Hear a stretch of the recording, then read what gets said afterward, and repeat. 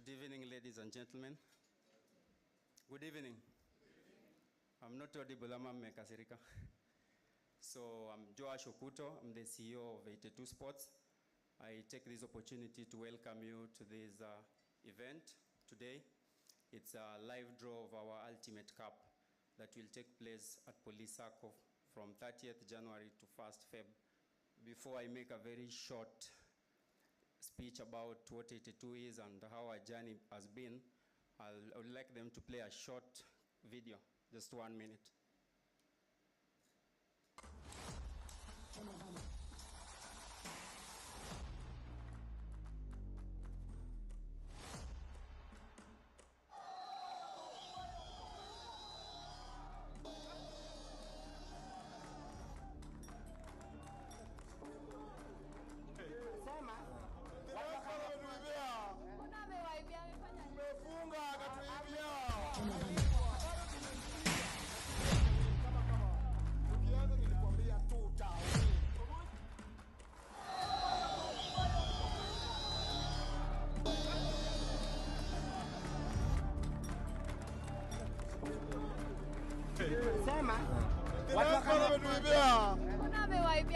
Tumefunga akatuibia, amelipwa, bado tumempiga, lakini bado tunawin. Kama tukianza nilikwambia tutawin.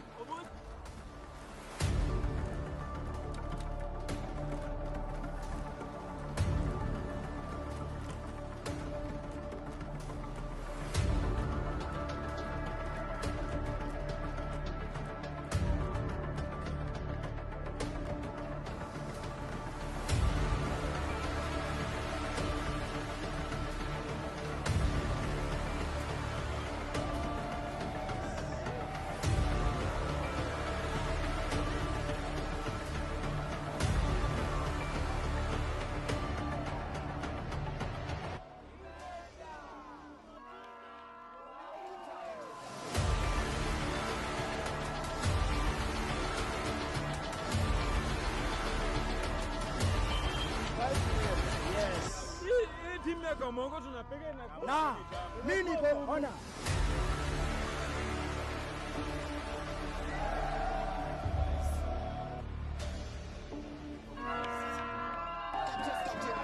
Honored to have today. We have the patron of SMARC Foundation, Micheline Ruto. We also have the captain of Ulinzi Stars. Sijui alipandishwa cheo sasa ni captain, real captain. Mushiri is with us. We also have Enos, the family is known as Enos Afume, is the current commercial director of Nairobi United. We have one, Kevin Tea Watebo, is a sports journalist. We have Michael Kinyi. Of course, I know everybody knows Michael Kinyi. We have Jared Kimeto, who is the patron of Jakim Foundation, a very strong partners. We have the coach who won the first edition, that is the Dise. And in the panelists, we also have our representative from 82 Sports that is called Dismas, Jamo Ground. And at the back there, I think Taki Kujulikana, we have the president of Esports Federation of Kenya, Ronnie Lusigi. And all other guests are, I forgot Brian Wesala, who is the founder and CEO of Football Foundation for Africa. And all other guests, the ones that I have not recognized, kindly forgive me, but also I have Oliver. Oliver is the match technical director from Jakim Foundation. Oh, I was going to forget. We have the Miss International, the one Nonini, the greatest.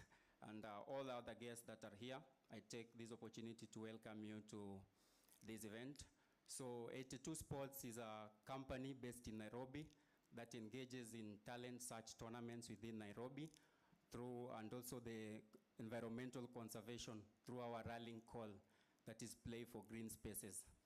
So in each tournament that we hold, we plant 100 trees. The trees we plant in nearby primary schools. The reason why we chose the primary school is for the trees to be taken care of. Of course, the survival is not 100% because some of the pitches is where we plant the trees. Yeah. And so what we've done is that we've divided Nairobi into 8 regions. And in each region, we look for 8 teams to participate. These teams are fully kitted. All of them get jerseys, everything, including the captain armband and 2 balls. I think high quality balls branded 82 Sports. And the ultimate winner, that's the reason why we are here. The winners of each edition now competes for the ultimate challenge that happens usually in December, but we've changed the calendar, it will be taking place in January. So time hauna pesa, ndo tunaomosha. So is iko sawa? So apart from talent site tournaments, we also engage in other activities. We are currently the sponsor of the 82 UNSA League. That's an interfaculty league that runs in the University of Nairobi, featuring 11 campuses of the University of Nairobi. Them too, we fully kit the teams, and there is also, it was at 320,000 money that was put into the event. That's after doing all the other kitting and everything. We've also just last week, the 82 team was in Morocco for the esports tournament. It was called eMobile competition. That was AFCON eMobile, where 82 Sports was the sponsor of the representative of Kenya in esports at the global competition. He did well. He was a quarter finalist, being his first time, just a first year from multimedia. So it was a good challenge for us. We are also venturing into sponsoring other teams away from Nairobi.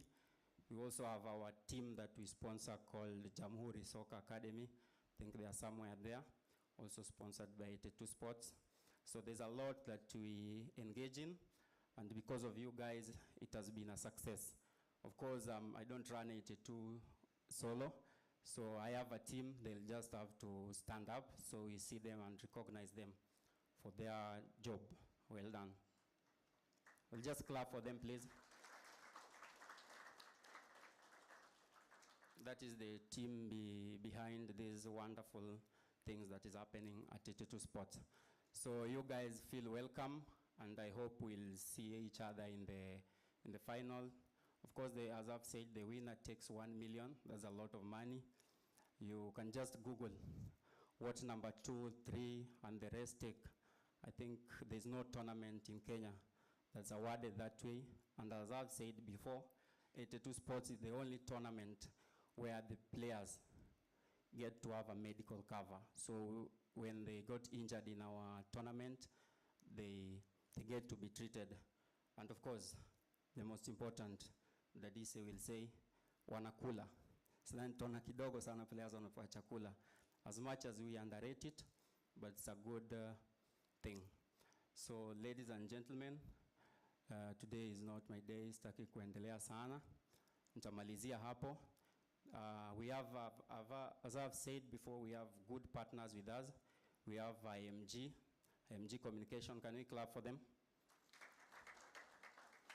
We have SofaScore. So SofaScore is our technical partner. So all our fixtures, results, top scorer, and everything will be featured in SofaScore. So you guys will have to just log in to SofaScore. Not log in, just search SofaScore. Then search 82 Ultimate Cup, and you will see everything live. Once the draw is complete, the fixtures will be live, so you can check there. We also have SMARCS Foundation, our whole team that is here. So kindly clap for them. And of course, we have Kenya Forest Service that give us the trees that we plant in this event. So I take this opportunity to welcome the patron of SMARCS Foundation, that's Ms. Charlene Ruto. Kindly clap for her.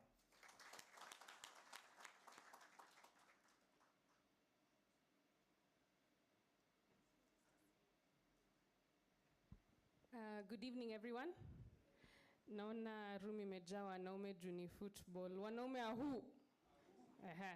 Before I give my short remarks, allow me to invite Miss International Kenya to give a synopsis on how SMARCS Foundation is coming in. We are coming in through the tagline. What's the tagline? Play for green spaces.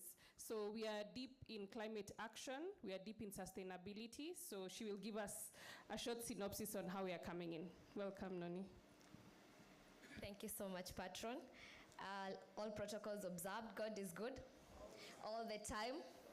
Amjashiba.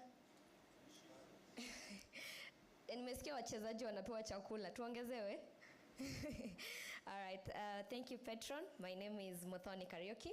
You can call me Noni, Miss International Kenya. And recently, last year, I went to Tokyo, Japan. I represented Kenya, and I won as the first Miss Sustainable Beauty. Thank you so much. Hata ukisikia hivyo, na ukiniona hivyo, nimetoka mbali sana. I come from Kiambere, a village called Kiambere in Mbeere, Embu County. Maybe before mngeijua, lakini sasa nikisema Mbeere si mnaijua? Ni kwa kina wa Muthende. Yes, so, but I'm here because of my talent, my God-given talent that has enabled me to reach here under the guidance and mentorship of our patron, Ms. Charlene, the founder of SMARCS Foundation, which we empower the children and the youth to be leaders in smart agriculture and climate action. So sisi ni wana mazingira, we take care of Mother Earth. And this is a good partnership, and I want to acknowledge and thank all the stakeholders, starting the 82 sports and every other stakeholder, because of taking this step of playing for green spaces. You might think you don't have a thing to do as a footballer or a sports person with climate and all. Kitambo tuko tunasema hizo ni shida za wazungu, yet sisi ndio ina affect actually. But Mother Earth has given us even the grounds and the spaces where we go and play football.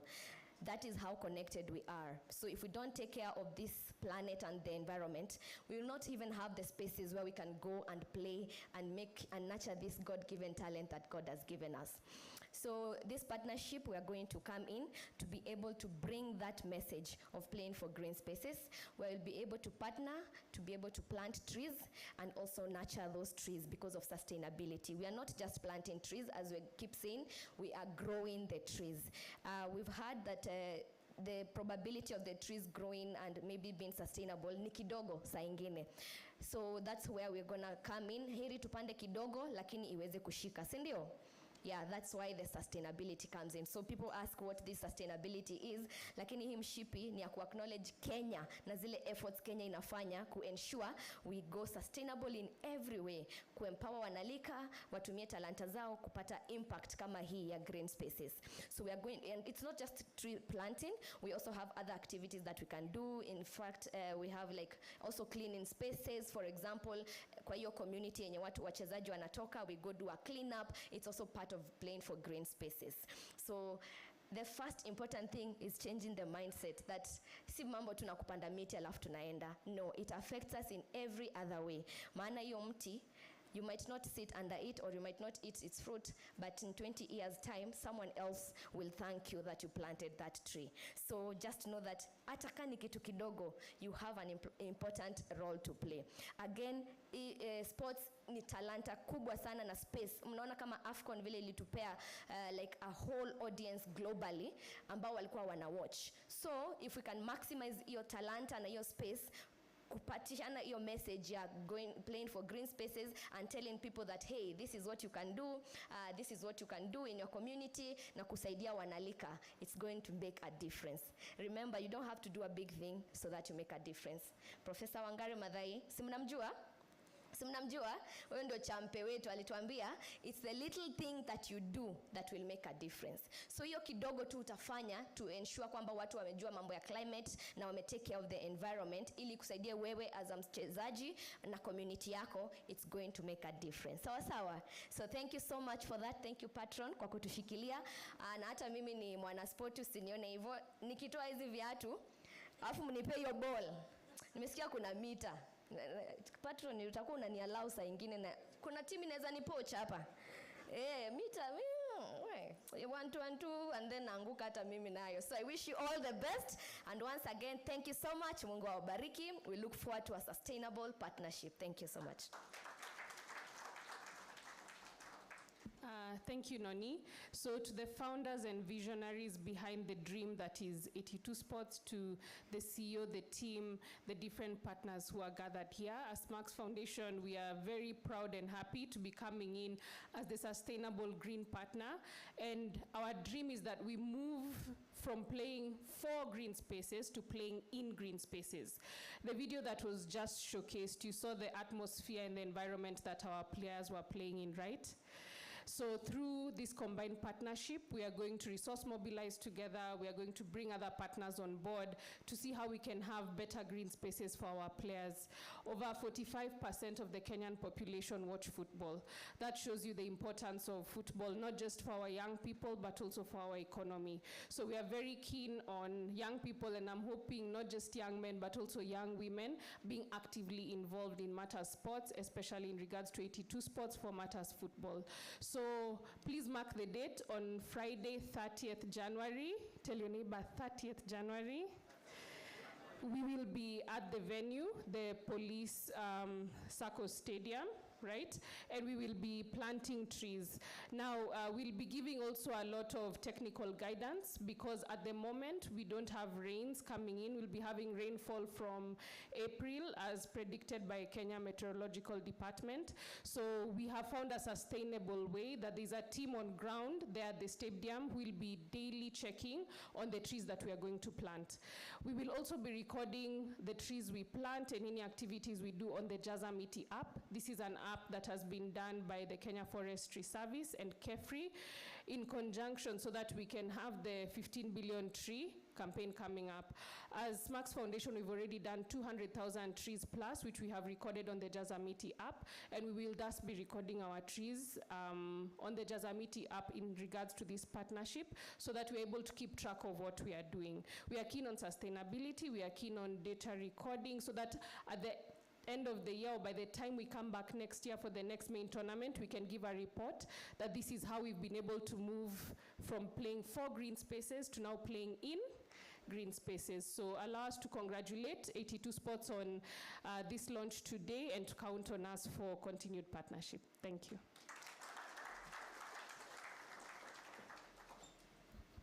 I think we can do better than that. Please, a round of applause to the patron of Smarks Foundation, Ms. Charlene Ruto. Thank you so much, Ms. Sustainable Beauty, and thank you to Okuto. Now that we feel at home, karibuni to Weston. Special shout out to Weston Hotel. Karibuni, I hope wale walikuja mapema mmepata kitu and nimetushikilia kidogo, si ndio? My name is Balo, I'll be your MC for tonight, but I'm not doing this alone. I have one of the most celebrated journalists in the country. His name is Mike Okinyi, who is not, new to us. Everyone has heard of Mike Okinyi. So before Mike Okinyi gets on stage, at the back, while we are having our refreshments, I think mliona banner, sindio?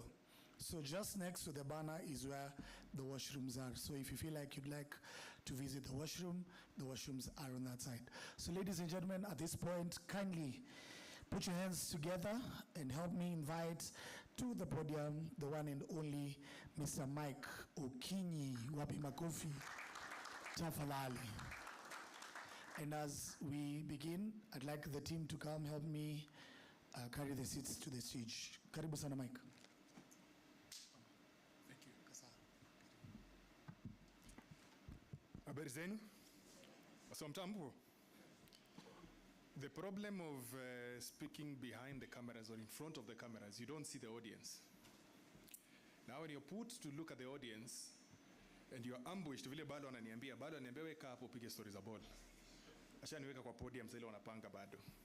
So, but anyway, I think 82 Ultimate Cup is one of the most important tournaments that we can have in Nairobi. I wish that the organizers can think about spreading it further. We don't need to go Kisumu, Nakuru for now. Fikishitopa Kiambu, Limuru, Kajiado, it will make a lot of sense because I know what it means to these teams that are playing. The likes of Akina Tusker Youth, 1,000. They would not have the opportunity, for example, to be seen and to be on TV, for example, hiyo space ni ya kinago. It's because they want to see that table of KPL, who is leading, who is following in number 2 and all that. So I think one of the areas that we can improve on, and this one goes to Mr. Okuto. I will tell you, I am in the mainstream media in the newsroom. We can make some two small decisions that are not so big but impactful. But sijaona hata siku moja invite inasema tuko na 82 cup inachezwa hapa, kuja ukave ama kuja uwatch. Hapo Okuto umetuangusha, nawaambia tu kweli. But this is what I can promise, is that I'm seeing this final is on the 1st, which is a Sunday. On Monday afternoon, we normally have a program called Football 90, and we focus on teams like the ones that are playing in 82 Cup. We are not bothered with Gor Mahia, AFC Leopards. Those ones will get all the limelight that they want. But wale wa mtaa, siku gani watapata hiyo chance ya kuonekana kwa TV pia wao. So this is the promise that I will put today, and this one I'll speak to Okuto after this. Ile team itashinda hiyo Sunday. Monday afternoon kwa Football 90 tuko na nyinyi. Hapo sawa? So Mr. Okuto, tupange hiyo. Asante. Watu wangu wakuje sasa, tupige history.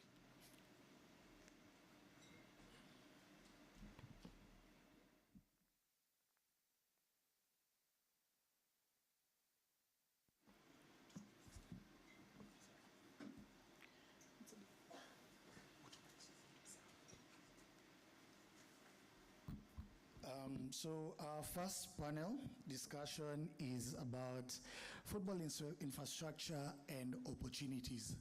Ladies and gentlemen, a licensed FIFA agent all the way from Real Madrid, kindly put your hands together for Mr. Kevin Wanjala. Makofi na kelele kidogo. Watu wa Barcelona ndo wapigi makofi. Dadise, piga makofi tafadhali. Right, the founder and CEO, Football Foundation for Africa. Please, ladies and gentlemen, put your hands together for Mr. Brian Wesala. Amesema kofia itafunika look kidogo. So mpigeni makofi. That's Mr. Brian Wesala. Our patron at the Jack Kim Foundation, Mr. Jared Kimeto. Tafadhali, pigeni Mr. Oh. Ametuma representative atajiintroduce, karibu sana. Last but not least, the commercial director of Nairobi United, ladies and gentlemen, one Mr. Enos Mutoka. Mpigeni makofi tafadhali. Thank you so much. That is our panel. A round of applause. Tena tupige makofi. Mike, take it away.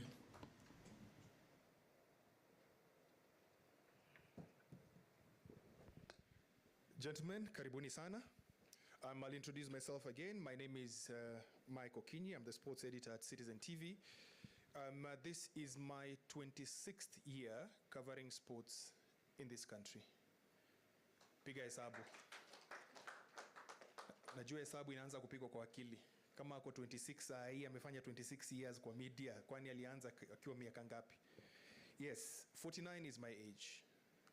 I am 49 but nimeusudu mazoezi. So, kipata watu wanacheza ball, mimi niko hapo. So it makes a lot of sense. So, my panel, thank you very much. Kevin Wanjala, hujatuambia wewe ni Hala Madrid. Why Danamas? Wanaelewa Hala Madrid hawa? Lazima. How sio? That's a very big team. So, lazima waelewe. Karibu sana. Yes. Brian, karibu sana. Kwa karibu na mimi hapa tutapiga story zaidi. Then from representative wa Oliver, utajiintroduce watu wakujue. Majina kamili?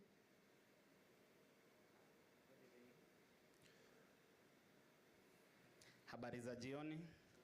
Kwa majina naitwa Oliver Kipto. Mimi ndio technical director Jakim Foundation. Asante. Asante bwana Oliver. Then tuko na Enos. Karibu sana, new kids on the block. Wako na pesa, Nairobi United, watatuambia wanaitoa wapi. Yeah?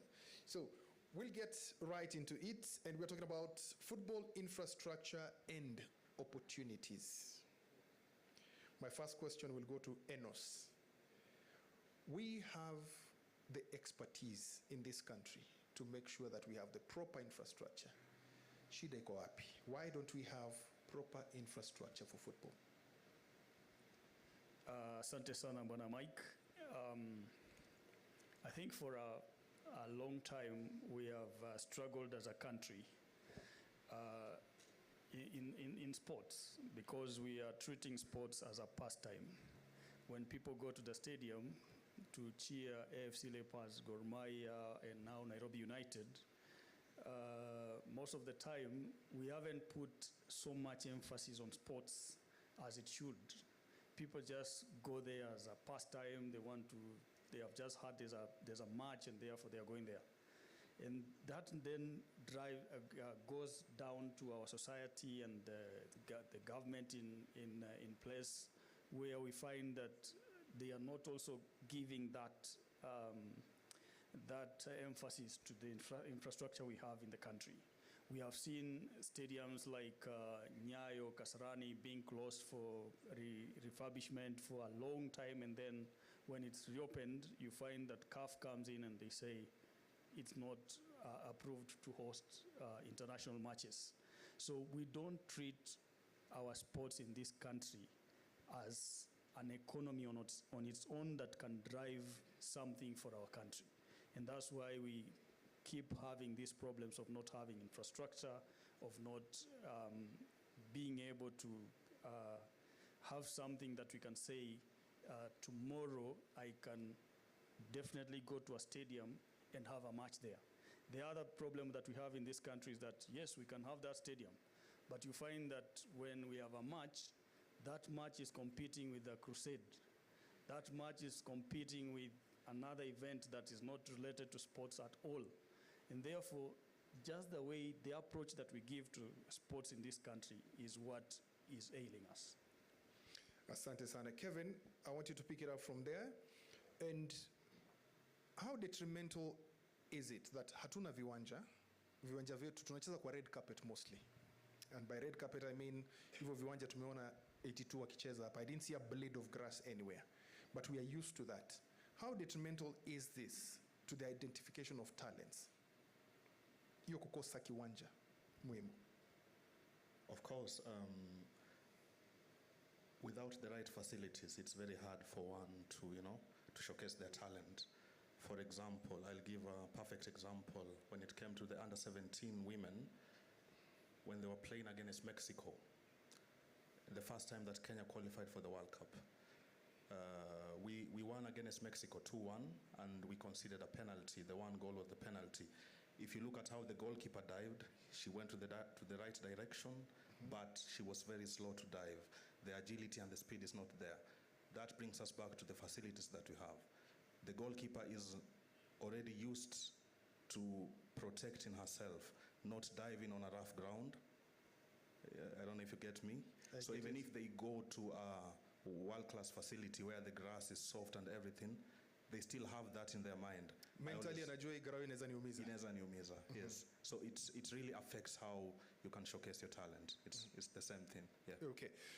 Brian, with Football Foundation for Africa, first of all, so many people don't know what you guys do, yet you do so much in terms of Football Foundation for Africa. How is Football Foundation for Africa trying to alleviate these problems that we have, the infrastructure problem around football? Thank you, Mike. So the Football Foundation for Africa, which we started now, we are doing our 8th year now. Our motive has always been, how do we drive more investment into grassroots football?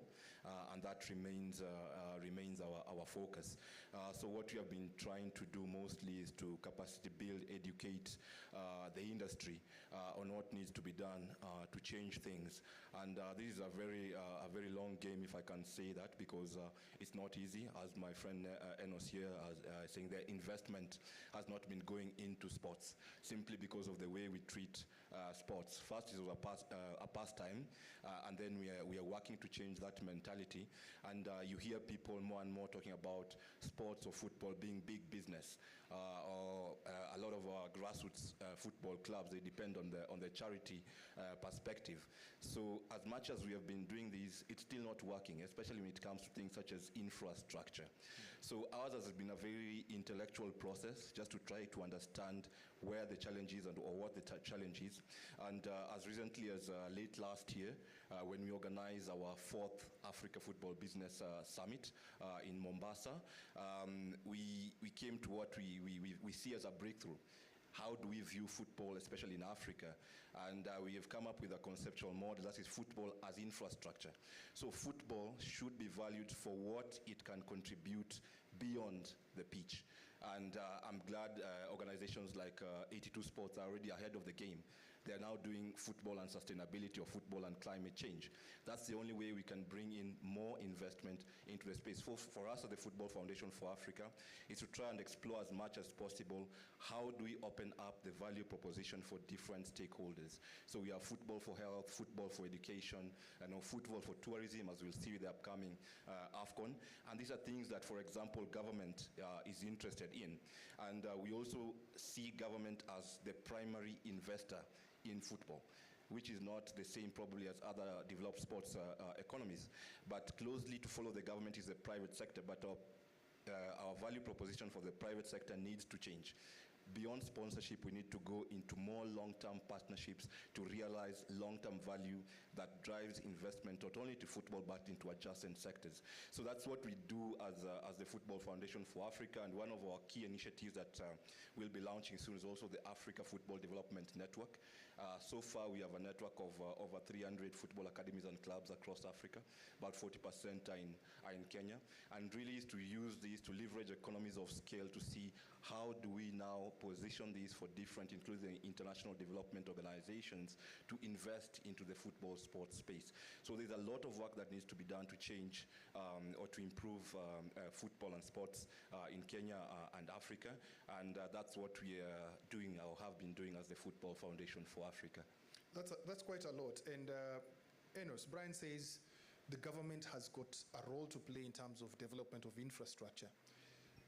When you look at CAF club licensing, inatuambia kabla tucheze Continental, utuonyeshe ya kwamba muko na stadium yenyu, muko na youth development, muko na women teams, all right? Muko na youth team. You are playing at the continental stage right now. On a scale of 1 to 10, how difficult, 10 being very difficult and 1 being not very difficult, was it to conform to the club licensing, especially when you know that utategemea Dandora ikifungwa leo, uende ucheze sijui kiwanja gani, ikifungwa, like we said, hauna mahali pa kucheza. How difficult was it to conform to that, and how are you changing that situation as Nairobi United, if you're here to stay for the long term? It's quite hard to really conform to the club licensing, especially in Kenya, because when you look at our infrastructure, again, we just come back to that point of infrastructure. Most of our clubs don't have any infrastructural development.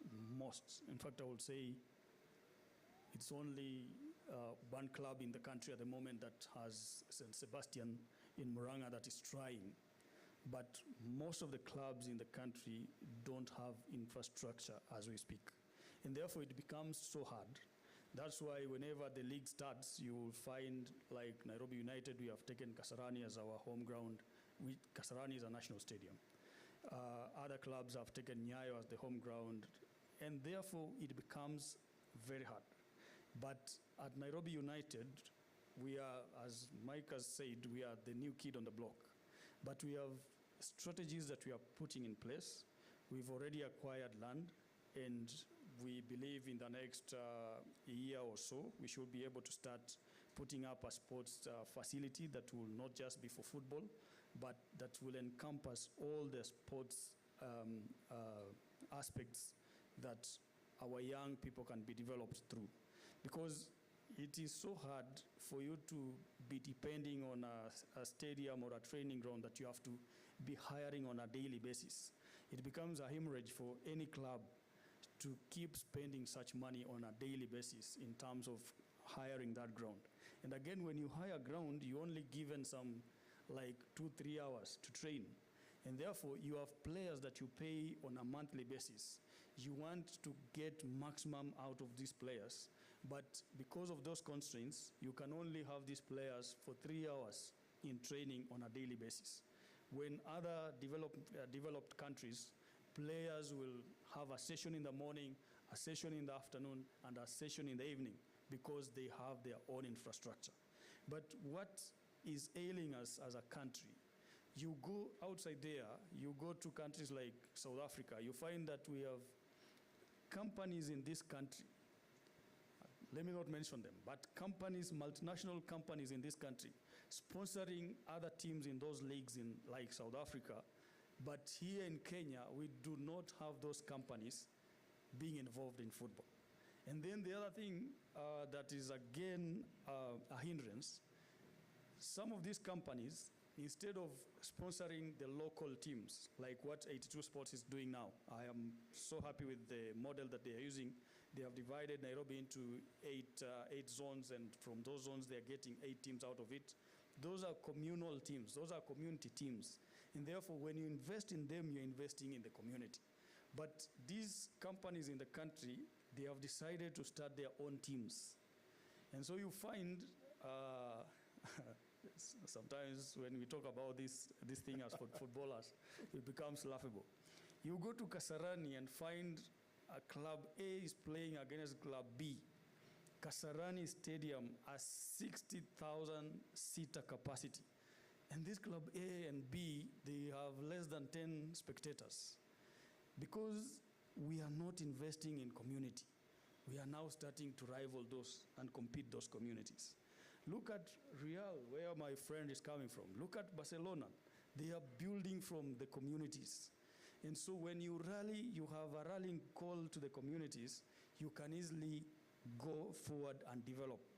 But if you start as a company, then give us these stadiums, give us this infrastructure, give us these facilities so that our sports can develop, our young people can be identified, their talents nurtured and harnessed in the right way. Well, if you have any questions for any of the panelists, just keep it. In a few minutes, I'll open the floor for questions, but let's finish off with the most important ones, and I'll go to Oliver. Being somebody who, Jakim Foundation, you are a foundation that works very closely with the youth, and the youth are tied with sports, football being in there.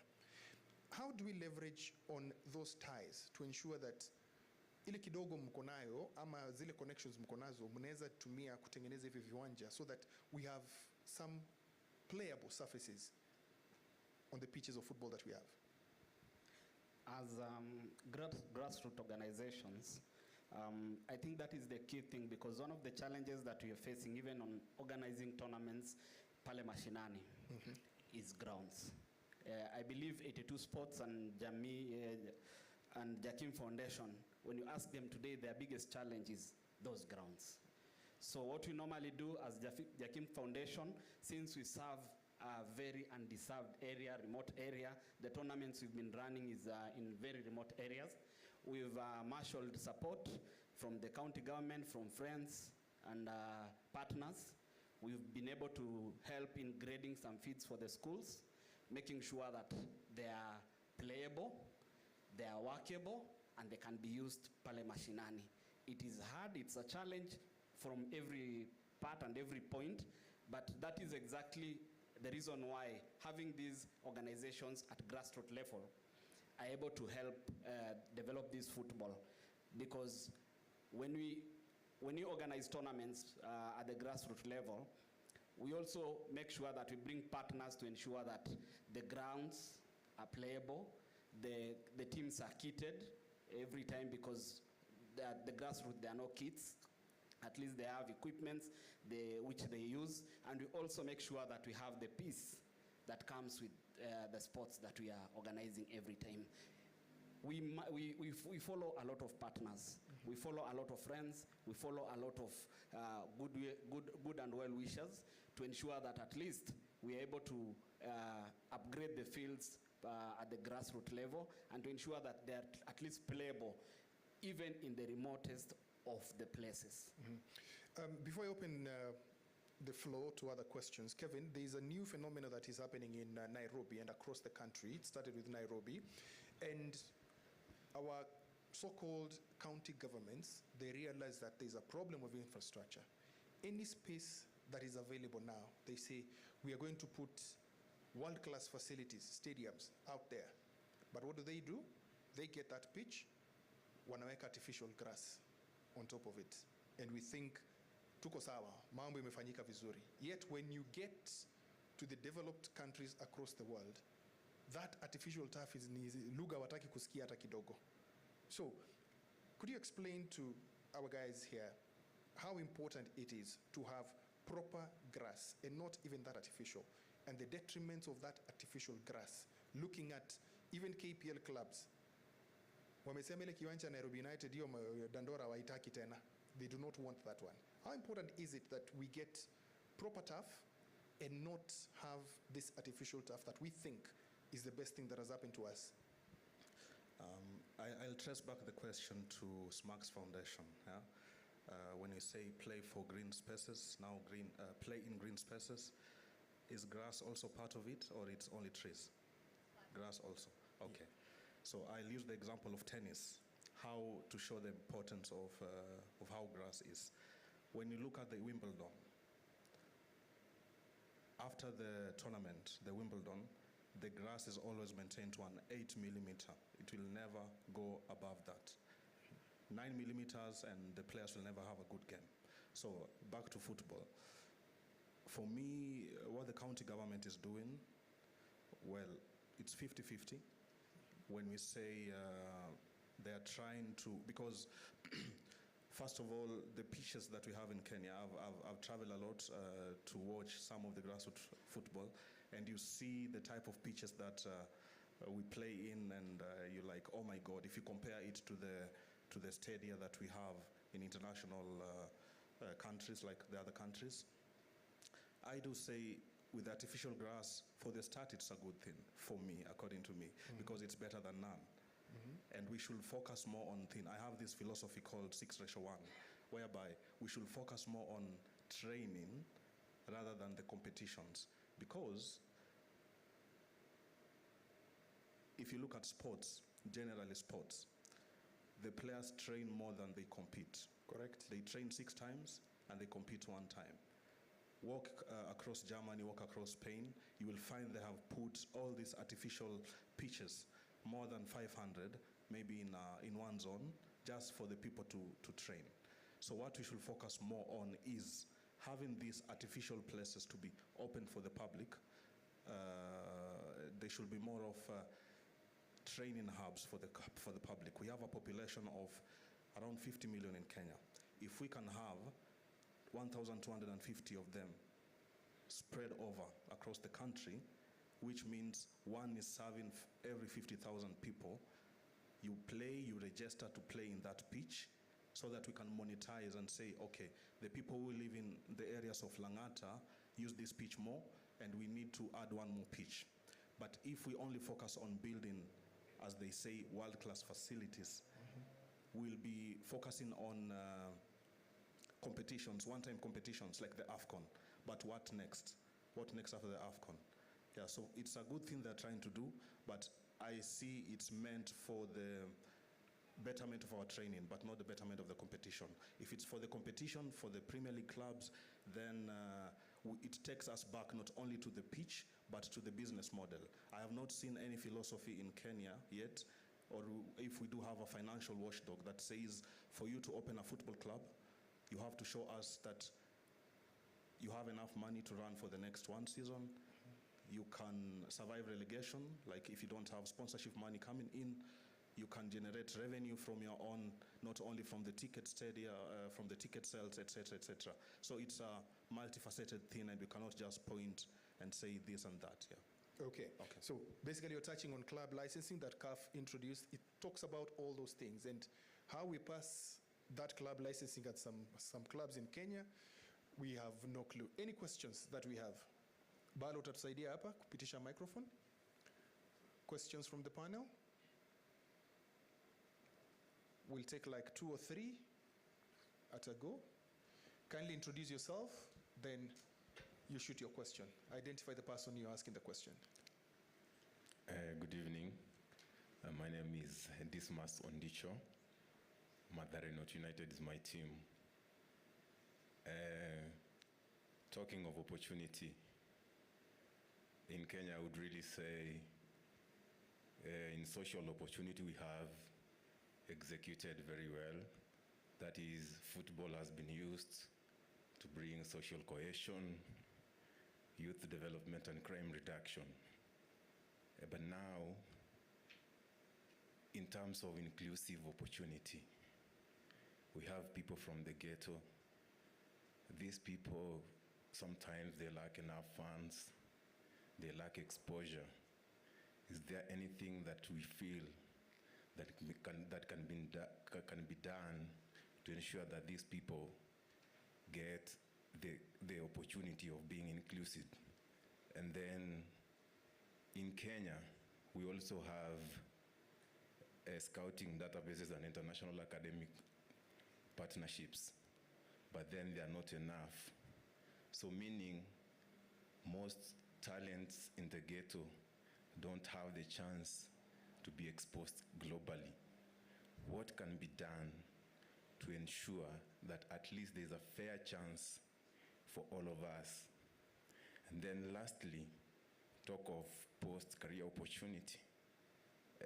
We don't have a sports ecosystem that can be able to help most of the people after they have retired from their career. We can attest that we have people or players whose careers ended because of injuries. They end up being miserable simply because we don't have a sports ecosystem that can do or sustain all of them. And then we have good players who can be used as coaches or can be used to mentor players. But then again, after they end their career, where do they go?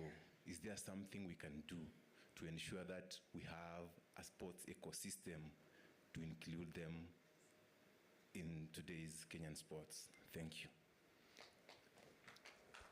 Dismas, maswali mzito hizo, and I want to spread them out.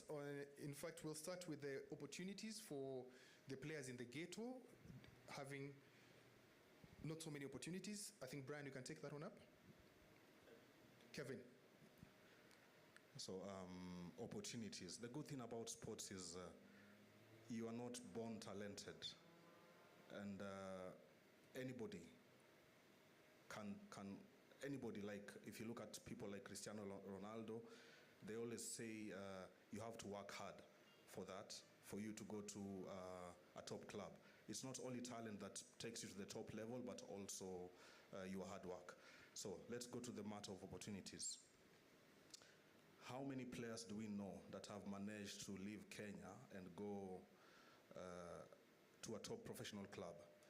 I know of Victor Wanyama, we know of Mariga, and who else? Any top player? If you talk about top clubs, yes. Those two, unless we consider also Olunga, who had a stint in Spain, it's on a loan. good thing. Yes. Okay. What, for me as an agent, that is my work, to ensure that you have an opportunity. That is my work. But the problem is this for Kenya.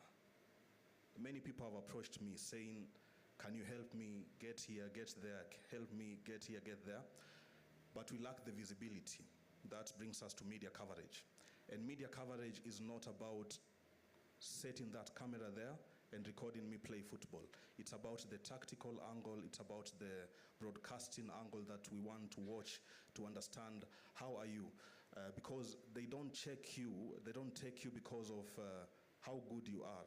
They check 4 things, and we call it the 4-corner model, which is the physicality, how strong are you, your endurance. Then they check the psychological.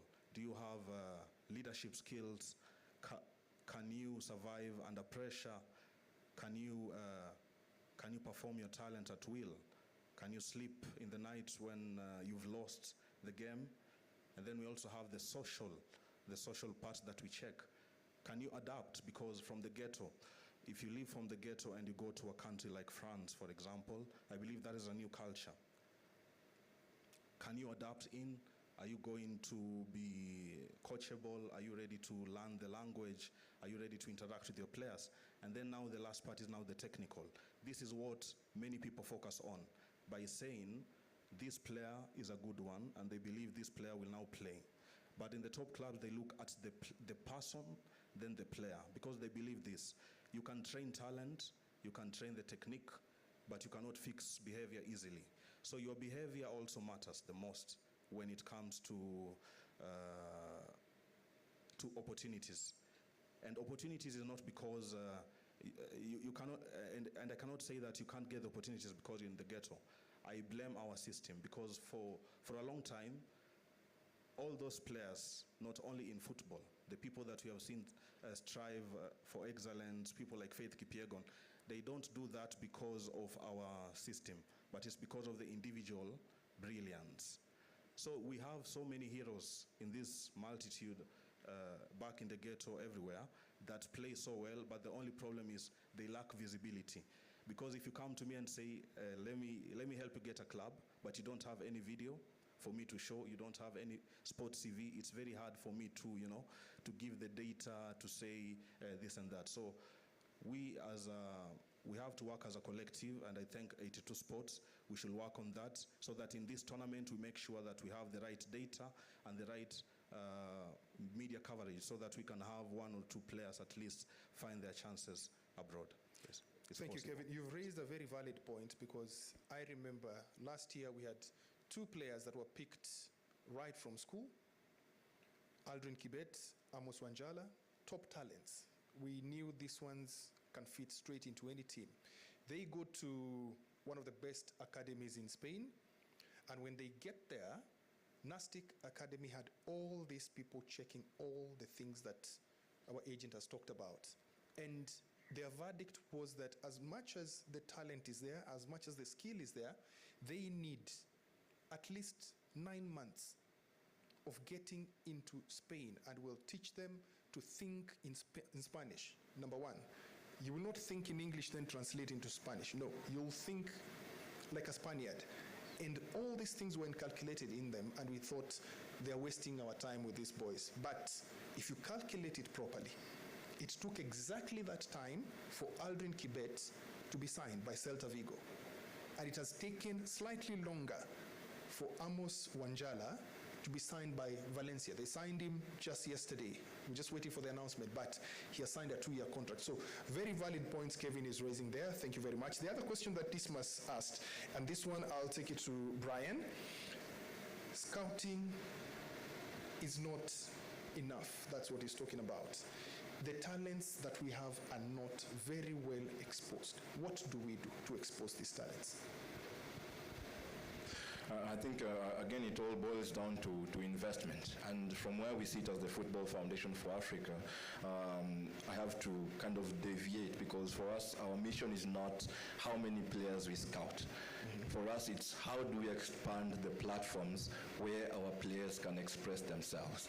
You see, scouting is a very extractive model when it comes to an industry, and as much as we want to push players abroad, I think we should also ask ourselves a very important question. How many of our players will go abroad? Because that's what most of us are thinking of. How many of our players will go abroad? And you have said that you have just clearly highlighted the challenge of getting there and having to play. I think for us, more important is to invest in our ecosystems here, build better facilities, try and get in more investment so that players can earn a decent living playing here, and still the very best will progress if it's to the top leagues. So one thing we also encourage is developing a dual career. For me, as I sit here, I would like to encourage the players here, like, pursue your education to the highest level possible. It doesn't have to be a degree, it could be a technical course, but keep your options open, especially at the grassroots level, because this is what makes you a valuable contributor to a society beyond your football skills. At the same time, football gives you a very, very mind. I can tell you from research, footballers are some of the smartest people we have in the world, and you can tell from the scanning and what footballers do. But that can be applied in various aspects of society to make sure that you earn a decent living throughout your life, and not just for the 10 or 15 years that you're going to play football. So as much as some players might be scouted, for me, I insist in Africa, we still need to invest more to expand the quality of opportunities here in Kenya before we think of pushing players abroad. Oliver, I want you to pick up from where Brian has left, and this one goes, I'll join the question that Dismas asked with this one, because Dismas was asking, beyond football, what do we have being offered by people like Jakim Foundation, because you work with the grassroots people? Senegal have won AFCON twice in the last 3 editions. They have won the under-20s, under-17s, same as Morocco, and everybody else is wondering what is the magic pill that they are using. And for Senegal, for example, for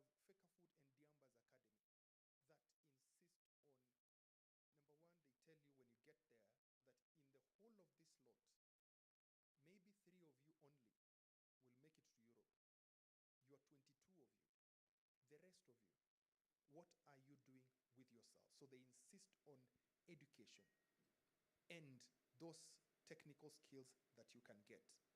So in Kenya, why is it so difficult to have our people and our players get into those type of trainings? Because our minds are focused on that football, and you say it's football or nothing. How do we change that mindset? Oliver. Thank you. That is a very good and critical question that we really need to tackle as a nation, because rather than only being a challenge to the player himself, it's also a challenge to the economy and the country as a whole. One is the structure that we have as a nation. Where do we begin developing our players? We have primary, we have high school, we have colleges. Who handles our players in primary, in high school, and in colleges? We lack consistency. We leave all the development to be like a guesswork in our nation. No structured coaching for the young kids.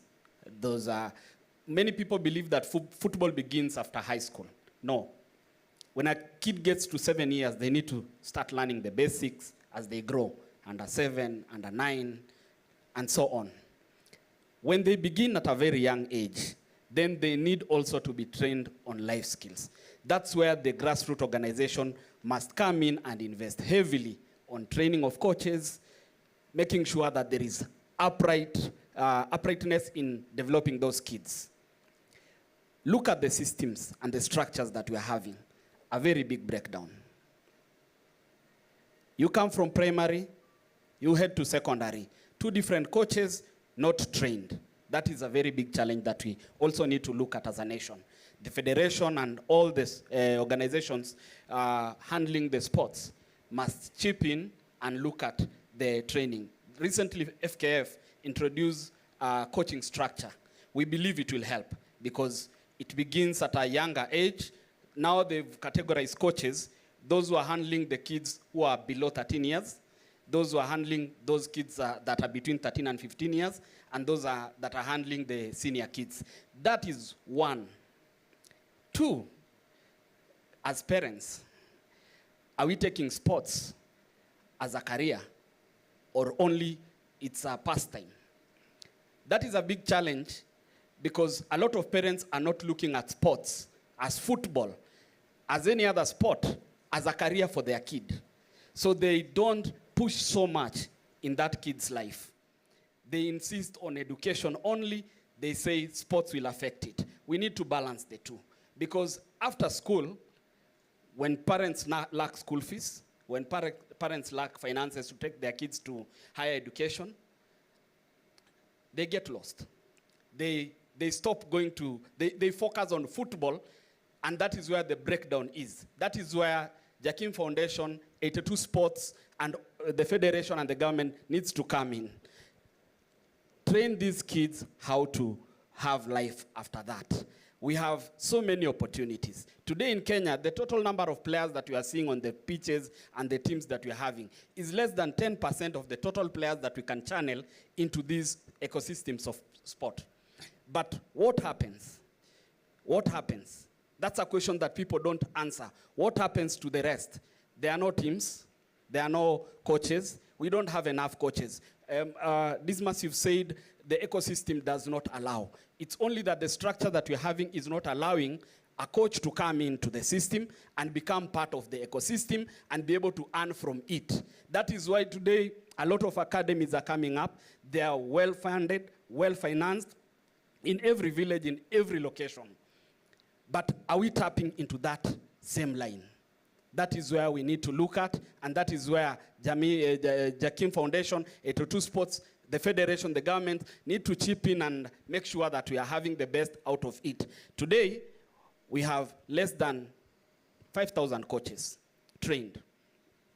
How many players will you churn out of the system with less than 5,000 coaches? One coach can only handle, say, 30. How many those? 15,000 players. But as a nation, we need, as a nation and foundations like Jakim and 82 Sports, rather than only focusing on the sports side, we also need to move to focus on training the same coaches. When they get out of the system, they get the training, they're given teams to handle, because the last week I was in Mombasa. I'll just give it as an example. I went to the beach to play beach football with guys there. I found very good players. And I asked them one question. Why are you not in teams? Why don't you have coaches? They told me one answer. You've not even seen it. Let's go to the pitch. I went now to a training ground. There were over 200 players training on their own.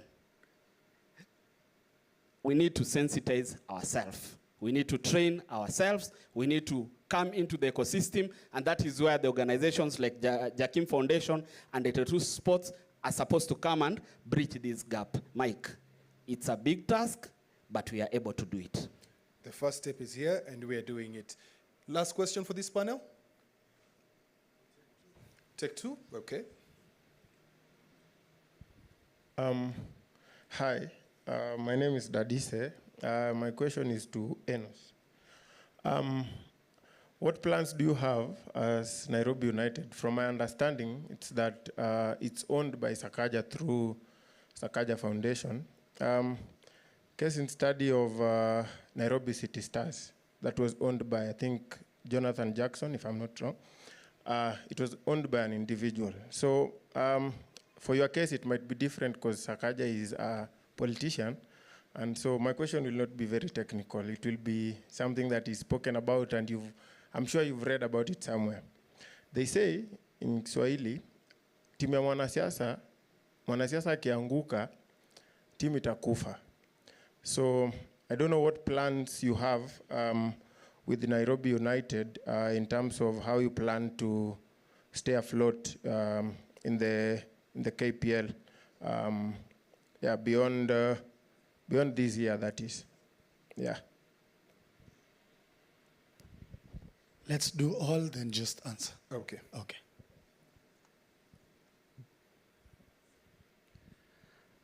My name is Amosa. Mi ndo nimekuwa nikitangaza hizi mechi za 82. Tangia zianze, first edition, second edition, and this third edition. Swali langu linaenda kwa Nairobi United.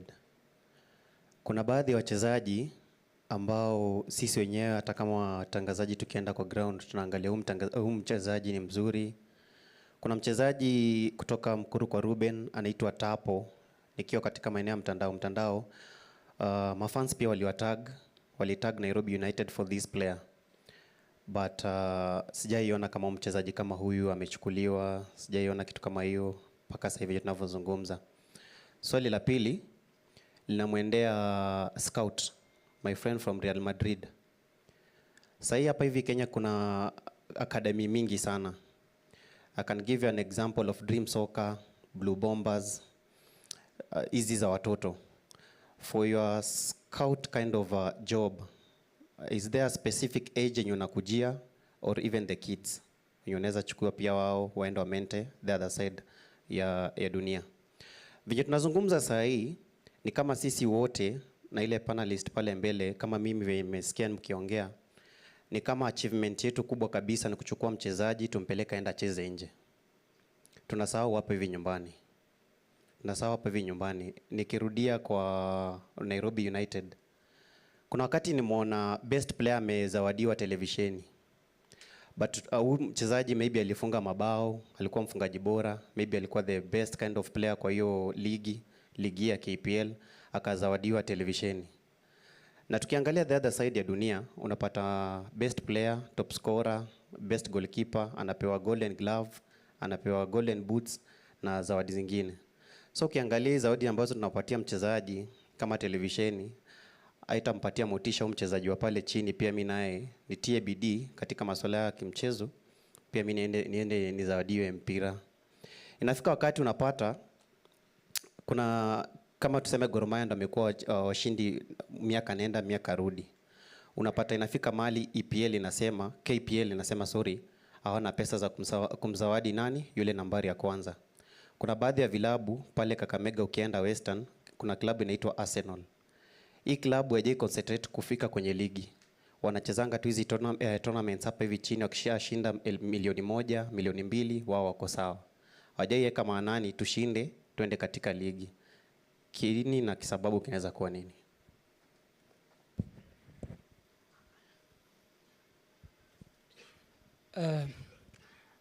My first question goes to Mike Okinyi. Please introduce yourself. My name is George Ogado, TM Jamhuri Soccer. Question 1. How possible is it that a scout can come from Spain and identify a talent in one of our schools, a talent who, our own national team is not aware of the existence of a talent that a Spaniard is able to identify? Secondly, tied to that, how is the national team selection done in Kenya? Do we have coaches for the under categories, the junior categories? Who are they? Are their names in the public domain? Are they affiliated in any way to other clubs? How are they able to resist the temptation of being biased? How are they able to reach out to players who are not affiliated to their circle of friends? Thirdly, we have also talked of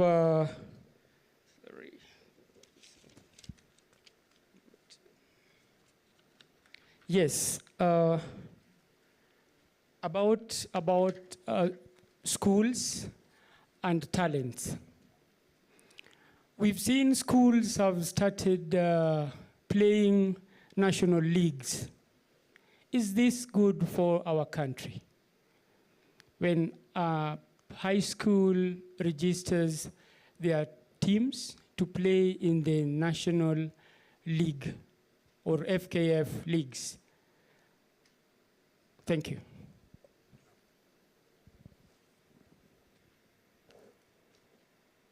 Yes, go ahead. Thank you. My name is Albert Wesonga, former CEO of FC Leopards, and currently coordinator Beyond the Pitch. My first question goes to Mike Okinyi. Why is it that every time all media, sports time starts with international games or international events, and you guys being that you are the people in sports, we have events in the country that you guys can give a first priority. But if you watch even news today, in sports, during sports time, they always start with EPL. And that's why even in this room, if you start questioning or asking who supports Arsenal and Man U, you'll find more fans than people who supports local league. That's number one. Number two goes to Jakim Foundation. This foundation, I'm sure, has been there for some time. And the main problem, me being that I have been in football industry for some time, players come from down well polished, but you guys don't make a follow-up, or you don't give a feedback, or in conjunction with the parents, we should be in a position to nurture these players until they reach to their destination. Right now, as my colleagues has just put it, we have about 180-something academies in the country. And these academies, 3/4 of them, I think to me, they're just after business. So to me, I'll request all organizations and the foundations that are here today, if you can actually partner with the people who are coming up like 82 Sports, so that we can do a follow-up, so that we know before this player was young and during his life active time and even the retirement age. The last one goes to maybe the organizers of 82 Sports. I'm sure you know about Mashuru Sports Complex. Why is it that 82 Sports should not come up with such kind of facilities like the one we have in Mashuru Sports Complex, so that also within Nairobi or one out of the country, we should have a sports complex that either matches the Mashuru one or better than that one. Because right now, you launching up the tournament, I'll also want to see how far or where are you going, where are we going as 82 Sports. Thank you. Last two, I promise. Okay. Good evening. My name is Coach Jerim Owor. Surprisingly, I'm the only one in the room who supports local football. And my club is FC Manwar, a club at Babadogo for kids. I have two questions focused on Kevin Wanjala. And the first one is, kindly give us a definition of a football academy with your knowledge from where you come from.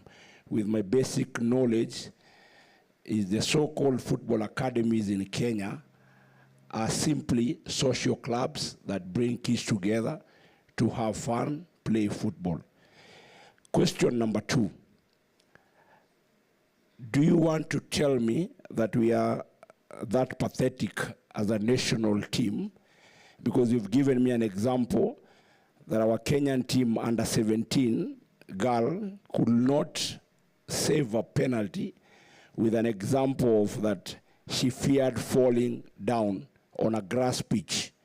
With my knowledge, the national team of Kenya has never trained kwa hizo viwanja zetu za mtaa. They normally train at Kasarani, where the pitch is grass. So for me, this young girl had trained, played in qualifiers on a grass pitch. So if you give me an example that on that match she failed to get the penalty because she feared to fall down, kindly give me a better example. Thank you. I will start. Yeah? Yeah, Mwisho, sorry. Okay, just let's take all the questions, then we'll do the answers. Okay. Good evening. Good evening. My name is Mercy Bisaule, founder and CEO of Trauma Events, also a member of AFC Leopards. I have some few questions. Number one, we've talked about exposure, yes, but I also wanted to find out about the scouting network. When talking to Kevin, I know you are able to organize a scouting tournament wherever you are, in Real Madrid, South Africa, all over.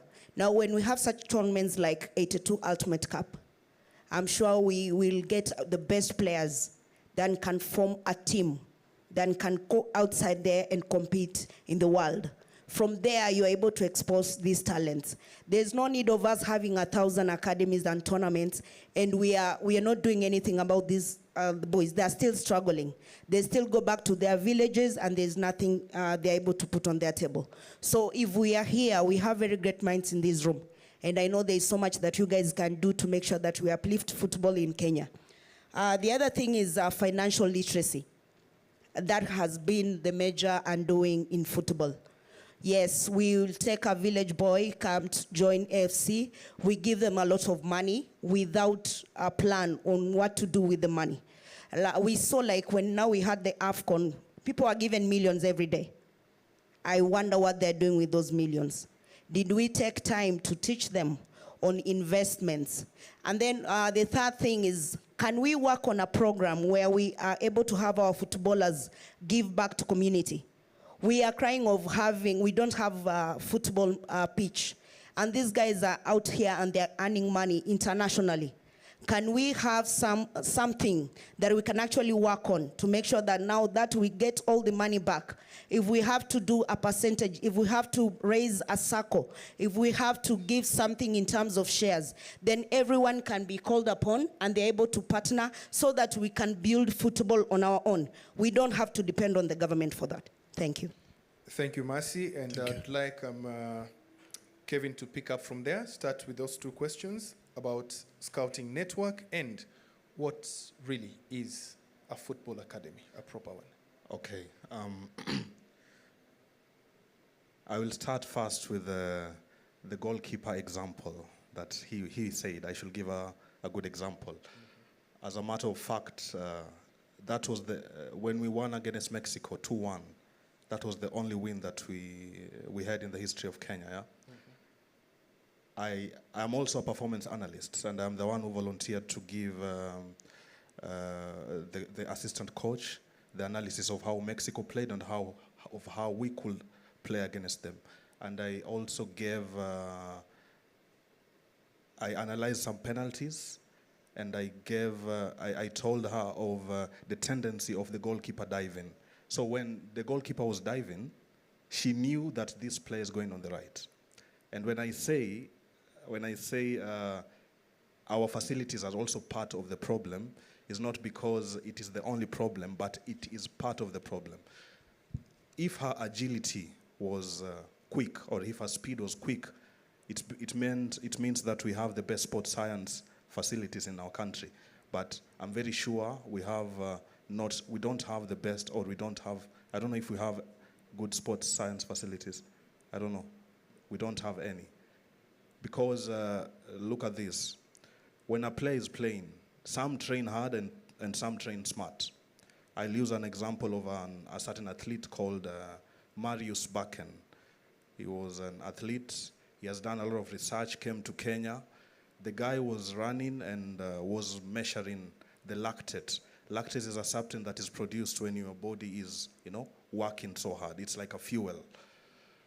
So this guy was measuring the lactate threshold so that he knows when do I get fatigue in my body.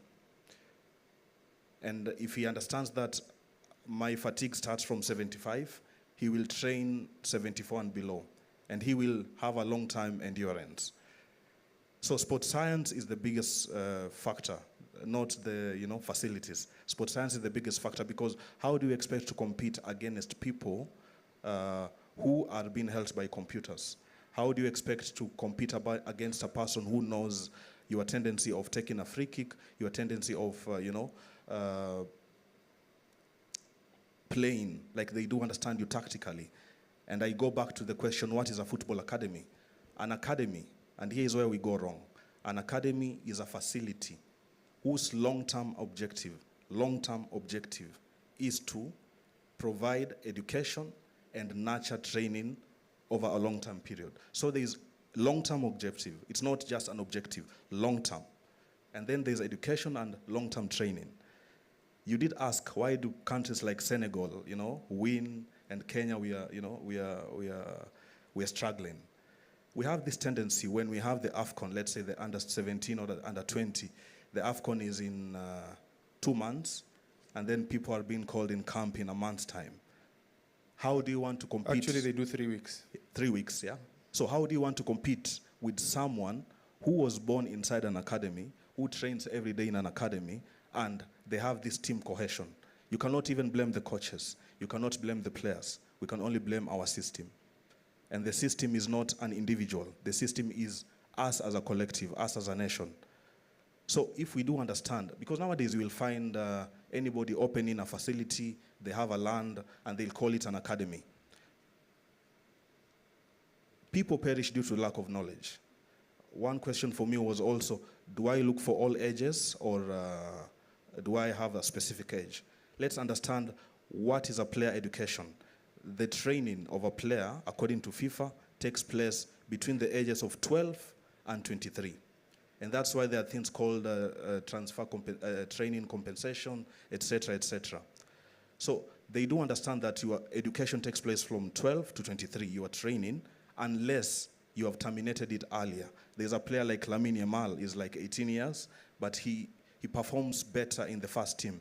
So a player like that, you can't say is still under education. But we still have other players like Aldrin Kibet. How old is he, if I may ask?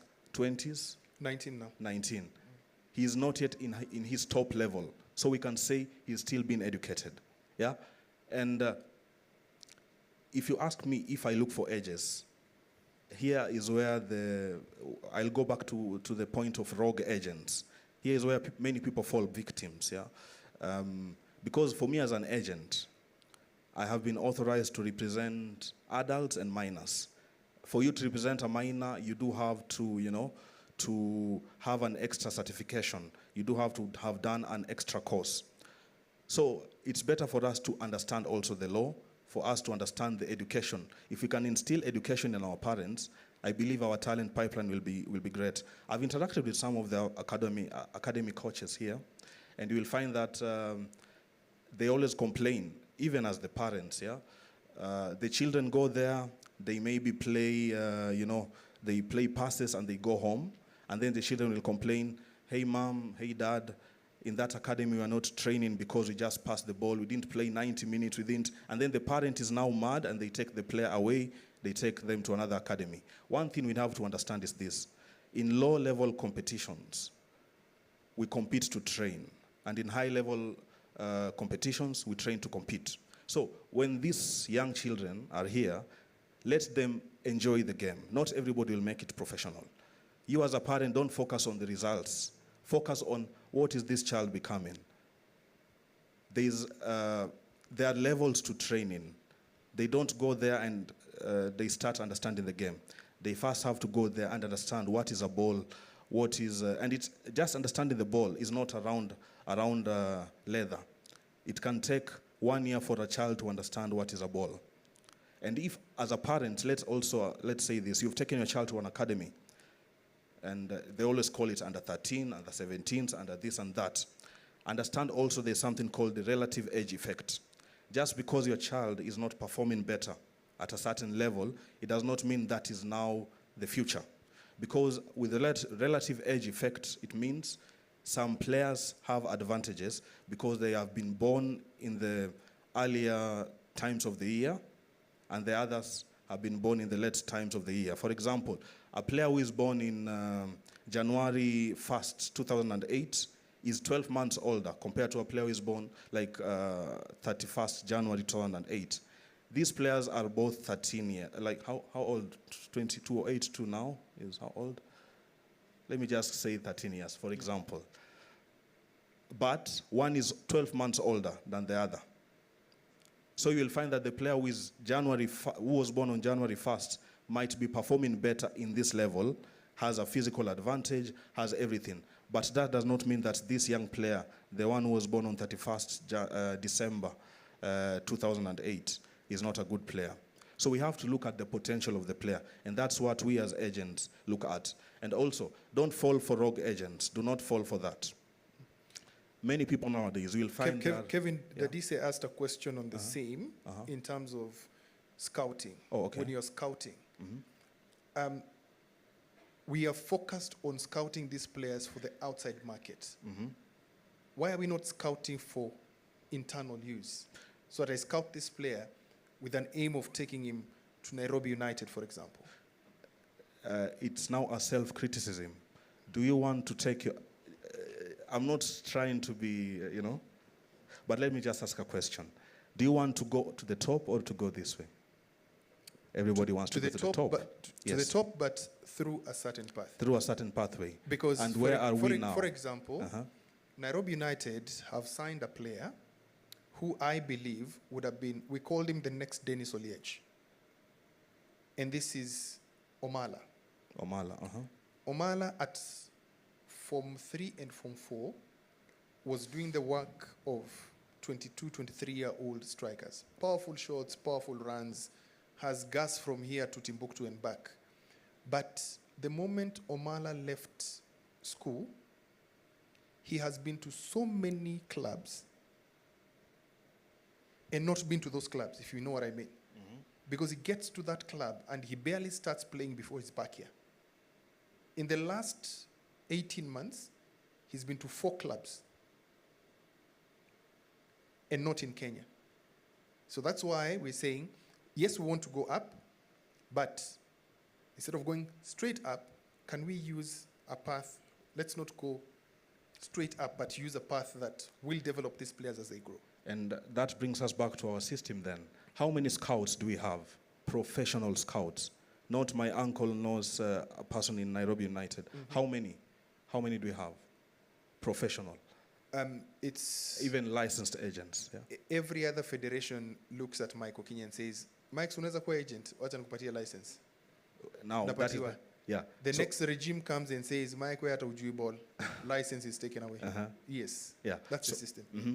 So you see, the system is the only problem, because for me as a person, to be honest, if I see you are a good player, I will take you where there's a better opportunity. And that is the dream of every player. For example, you've said this player has been to 4 clubs in 18 months. In 18 months, yes.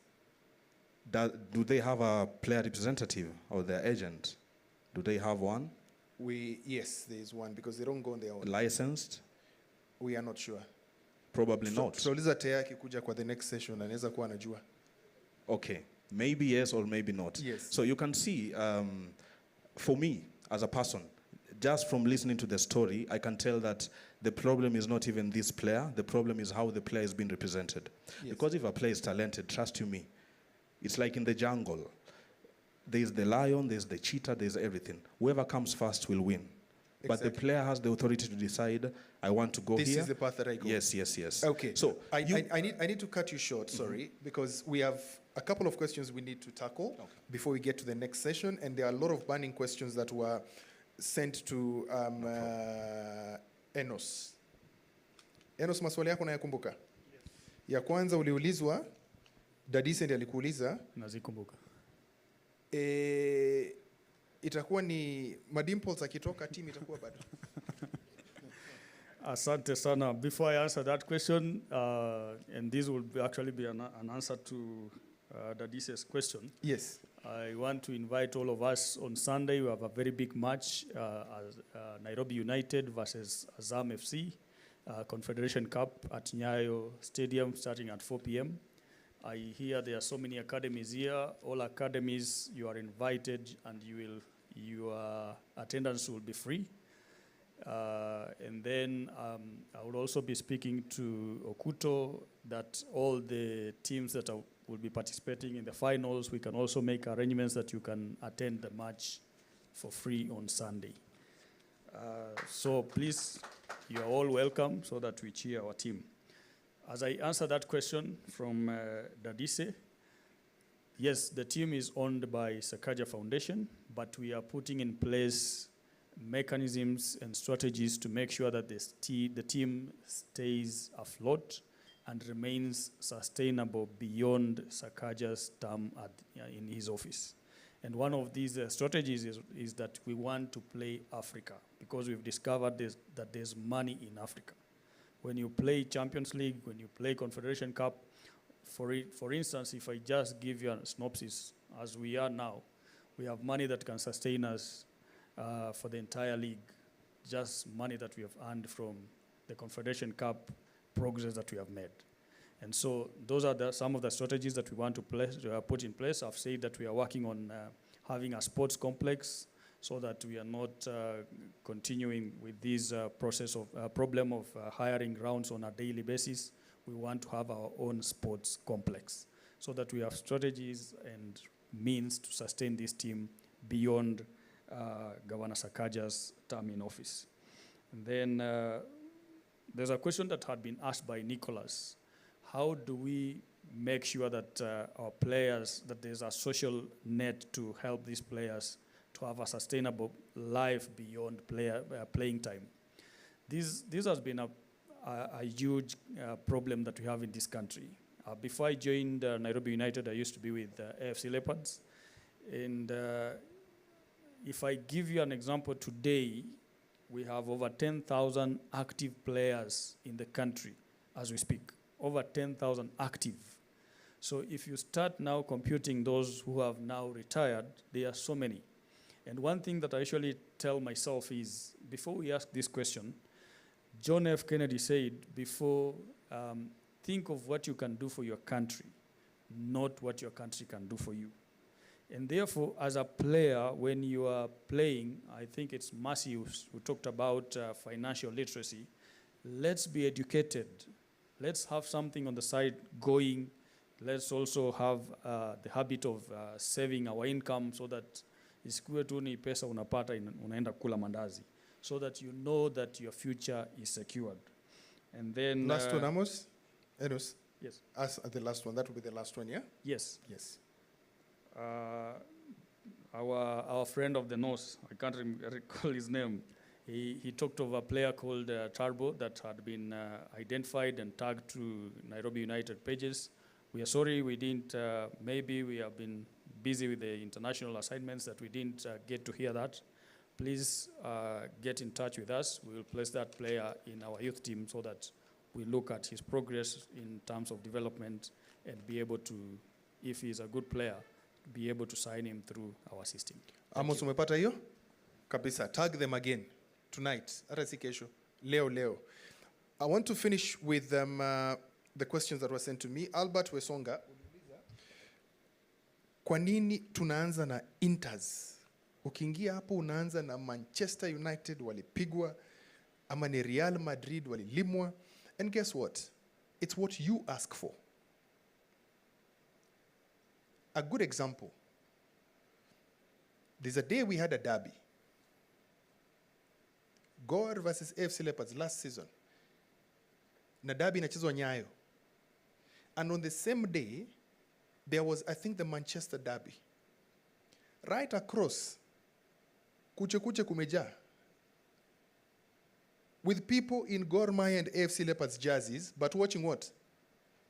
Man U versus Arsenal. And it's just, I wish I could give you the back end of the messages that we get. And it is the culture that we are trying to suppress. We can't kill it.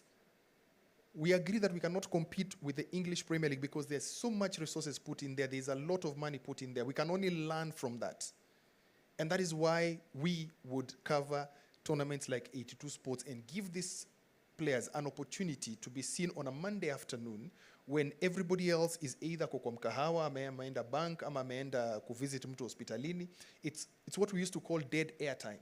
We use it to promote these teams that otherwise would not have that opportunity. So we give you what you ask for as the audience. When the audience says EPL is king, we have no choice but to give you EPL as king. But we try and marry it. Try and watch from today. Anytime there's that EPL, there'll be something local preceding that EPL game. We'll put something local before the EPL game, especially when we do the daytime bulletins. So it's something that you ask for. Somebody else asked, do we have coaches for the youth teams? How is the Harambee Stars selected? I think our agent touched on that, in that we have a big problem. one of the secrets that we can talk openly now, because it's a forum for football and we are reminiscing on everything else. The reason why Nairobi United beat Gor Mahia in the final of FKF Cup even last season was because Gor Mahia's lineup, for example, was changed 3 times in the toilet. Barangapi? Tatu. Whereas Nairobi United were focused on, we have trained, these are the players who are going to start, we are playing a big team, we are playing Gor Mahia, we have to be at our best, their fans, watajaza kiwanja, everything else. Gor Mahia were busy, coach akona lineup ya kwanza, this set of players come and say, hapana, hawa hawezi anza, hawa lazima waanze. Then the second set of players know, mtu wetu wamekatwa kwa hii team, hao pia wanakuja na ingine. So every other time, a coach or an assistant coach or the TM is being pulled to the toilet to be told, hii ndio lineup ile iko hapo. And then the worst bit, I will finish with the last bit. What happened? The last person who came to give their opinion said, Juogi mekataa huyu na mchezaji waezi anza. So by the time Gor get to that pitch, they are so disoriented, they could not focus on that game. But kudos to Nairobi United. They won that game, fair and square, 2 beautiful goals they scored, but these are factors that were there. So to answer your question, yes, we have coaches, but the way the selection is done is a big problem. That is why we normally say, you want to win the league in Kenya, not with a local coach. The last local coach to win the local league was the Lion, Matano. And why is he called the Lion? Because he does not take any crap from anyone.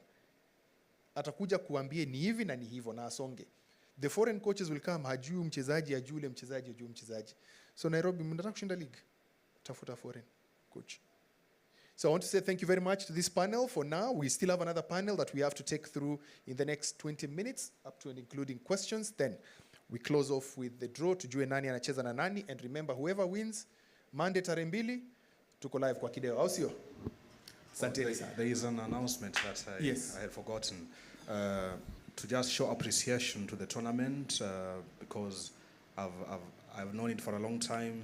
The patron, my friend, my guy there, we have decided through a contact of mine that the best player of the tournament, through objective performance index, of course, through the data, will travel to Real Madrid, full sponsored, to watch a game, to experience the Bernabeu. And we are also expecting a certain invitation from Frankfurt.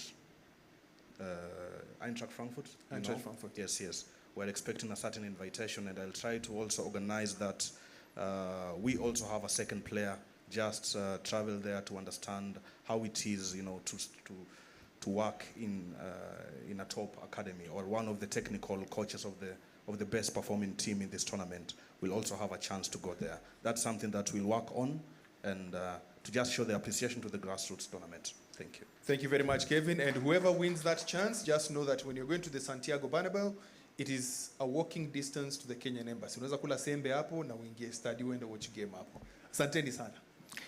Let's appreciate the first panel. Asanteni sana.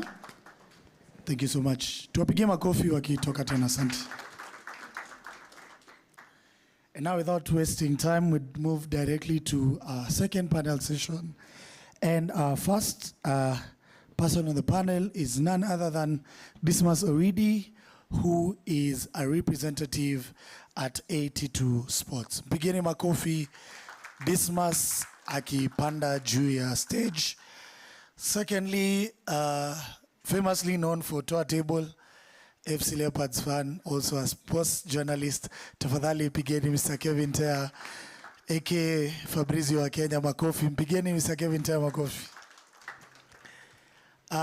The winning coach of the first edition of 82 Ultimate Cup, and also a sports enthusiast, fan of Gor Mahia. Wapi makofi ya Coach Dadise from Mashimoni All Stars. And last but not least, we have Corporal Boniface Mushiri. Pigeni millionaire makofi tafadhali. He represents Ulinzi Stars as the captain. A round of applause to our panel tafadhali. Just get your questions ready. Asante. Thank you very much, gentlemen, for joining us here. I think I will start with Dadise. And when someone support teams mtaa sana, and that is a good one. I think I have gone through so many tournaments. Ukianza na Kiko Cup, tulikuwa tunacheza, tukaenda Kothbiro, tukatoka Kothbiro, tukaingia ingine ilikuwa inaitwa ile 1000 Street walikuwa wanashinda sana than Kothbiro, inaitwa nini? Umeme Cup, that's what I was looking for. So there are a lot of these tournaments, grassroots tournaments that are there. And I would ask you, because I see you in the stadium every other time that we have a big KPL match or not big match, but the crowds that go to watch KPL, even when the game is free, are not the same ones as the ones that go to watch grassroots football. What is in that grassroots football that is not in the KPL? Thank you for that. I think first is the touch and relationship that the fans have with these kind of players. So it'd be very easy for me to go watch Matrimonial Stars play because of the relationship that I have either with the players or with the community around. Yeah, whereas for the KPL, you find that guys usually prefer other teams to others. So also the issue of distance. If a game is at Kasarani and someone has to come all the way from Kawangware, sometimes the guys who come from these communities, they work they work almost every other day of the week. You find that sometimes the challenge is availability, and then also guys having to part away with the ticket fees, the transportation, and every other thing. Yeah, I think that's what I can say about that. Mushiri, millionaire, this is a question to you. Labda utuambie, wewe najua ulijengea Madhi. But I don't know if you know that squad ya Chan wanaitwa Puaneas saa hii. Because nasikia wengine wenyu mlihama home ukaenda kwa Airbnb wiki mbili, hamkuonekana. So anyway, that's on a light touch. Let's get to this grassroots football, and especially the tournaments. Whether it's on season or off season, there is always, and Kevin Teya would attest to this, we always get stories of mchezaji wa KPL, alikuwa na game weekend, lakini Tuesday, alikuwa anacheza grassroots. Ni nini huwavuta huko sana mnarudi kucheza grassroots? Kwanza naweza sema I think ni lack of unprofessionalism from the player. That's where unapata mchezaji amekuwa na game weekend, anaenda kucheza hizo game za mashinani, the following day anapata injury. Ukipata injury, you'll have to forge and come up with the stories. So sometimes you see like the clubs wana tend to terminate contract ya mchezaji because go against the rule na contract ya club. So I think it is venye nimesema ni lack of being unprofessional to your work. Yeah. But swali yangu ni naelewa it's very unprofessional for a player, professional player in KPL. Unalipwa kucheza ball peke yake, umeenda kucheza hizo tona. Tuachie wengine wacheze, but ni nini inawavuta huko? Because would you say it's money? Because the big money is in KPL. So what takes them back there? Neza kama hii tournament imekuwa Kakamega, ni mwanamchezaji mmoja anaitwa Kamura. Amekuwa akicheza ni, so I believe pia ni pesa yenye inawekwa kwa hizo tournaments. So unapata alikuwa anasema mimi nacheza tournament na nashinda napatoa 2 million. Wewe unacheza season mzima, labda league haina hiyo prize money. So kuna difference kubwa kati hizi tournaments na ligi, na pia unapata hizo tournaments mafans ni wengi, and there's no joy like playing when the fans are supporting you. Inakuwa ni joy kubwa. So hiyo ndio challenge kubwa yenye sisi tuko nayo KPL. Pia sasa tuna face lack of fans kuja kwa uwanja, na ukienda hata tournaments za shule mafans wamejaa kabisa. So I think hiyo pia ni kitu yenye inavutia some of the players huko chini. Yeah. Dismas, third year, it means it's something you're doing that is right, because for the third year the tournament is on and we've seen the crowds that are there, especially in the finals. When you do the regional finals now, like what we'll have on the 31st and the 1st, there's a lot of easy team zinakuja na mafans. So it means it's something that you're doing right. From your experience, what is making grassroots football more attractive than mainstream football that is KPL and NSL? Nini navuta watu hapo sana? Okay, I think 82 Sports tournament ndio nimeona ndio tona iko na mafanu wengi sana, because inachezwa mtaani na ukiona zile timu zenye zimemeki to the last 8 ni zile timu zinajulikana mtaani, ziko na fan base. Okay, unapata sasa tuseme kama uko Embakasi edition, tulikuwa na Vision, tulikuwa na tulikuwa na Creative Vans. Uone imagine hizo timu mbili ziko na mafano wanatushanaje. Ukienda huko Githu unapata manze ile design 82 Sports ina run tournament enye ina sell because unapata tona iko na ambulance venye CEO amesema, unapata manze iko na marefaria kina D, unapata manze commentators wanakam, unapata tu manze tona iko hyped. Na I think hata unapata kila mtu anataka tu kuwa associated na 82 Sports. Tea, 2 teams nimeona mkiandika sana, hata mimi nimezikava, and these teams fame yao iko kwa grassroots football. Kuna team inaitwa South Sea Rangers, wengine wanaitwa Githurai All Stars, wanafuatwa na mafan wao kila mara. From your experience of covering these teams, what makes their stories very interesting? I think for any tournament, the eyeballs is the most important thing. When I go to cover South B, kuna fans, and that's always good for the camera. I do not want to go and cover a tournament where fans, they're accountable, for example, which is so much common with KPL games, for example. If I roll my camera and I'm capturing a crowd, a jubilant crowd, a crowd that's backing their team, whether they are winning or they're trailing, that's definitely good for the graphics, good for my job. So basically, I think for grassroots tournaments, the major thing is the fan bases, how big the crowd is, how passionate, and how they are pushing their teams from start to finish. So majorly for these teams, it's just the fan bases that is attractive to the camera, or for them to get the coverage. Dadise, as a coach as well, would you say then it's the crowd that makes these players shine at that particular level, or is this just raw talent that has not been tapped into these other teams that are playing at a higher level? I think both, because like Mushiri said, having played football before, I think there is a lot of joy playing around where there are a lot of fans. Like we usually say, tukiwa mtaani, you never know who is watching. So as much as they are raw, there are those players who look at it as an opportunity to get scouted, for example, or as an opportunity to take their talent to the next level. Like Mashimoni, when we last played the tournament, we had almost 6 players who left the lower leagues that they were playing in. We had 3 straight to the KPL from Division 1, and then I think other 4 to the NSL. The rest left the regional leagues to the Div 1s. So I think both apply to such cases. Yeah. Mushiri, we always say that every big player has got a story that started at the grassroots level. Tumeona kina Victor walianza a country bus to where they are.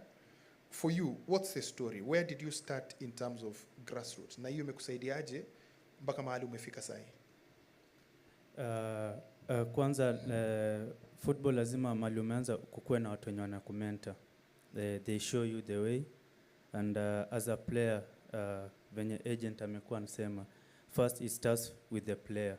What do you want? What do you do? Na unataka kufika wapi? So for me, I was lucky enough, nilipata watu wenye walinionyesha njia.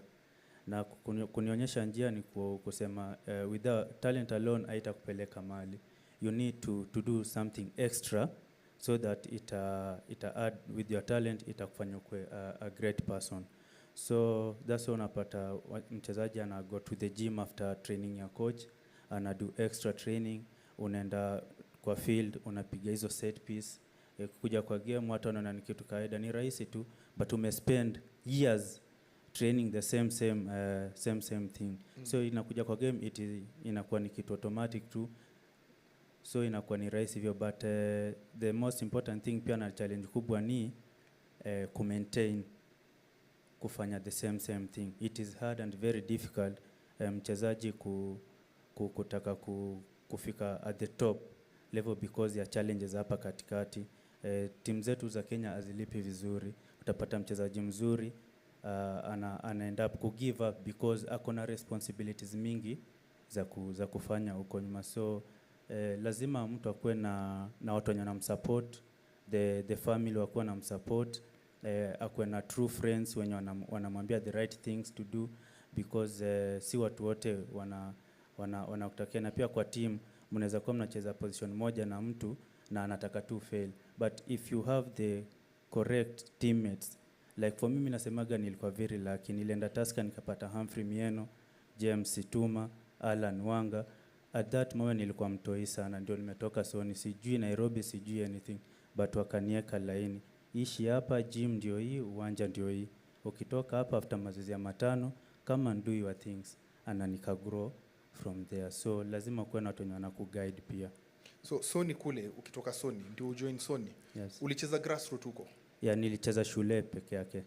So after shule Kibabii Boys, Sony wakakuja, not Sony, Nzoia wakakuja friendly na nika impress Nzoia wakanichukua. So tukaenda kucheza na Tusker, that time ilikuwa inaitwa GoTV Cup in Kisumu. Yes. So game yetu ndio ilikuwa ya pili. Sony walianza kucheza na Western Stima. So after Sony ndio sisi tukaingia. So Sony wakakuwa impressed na performance, ndio nikasainiwa from Nzoia to Sony.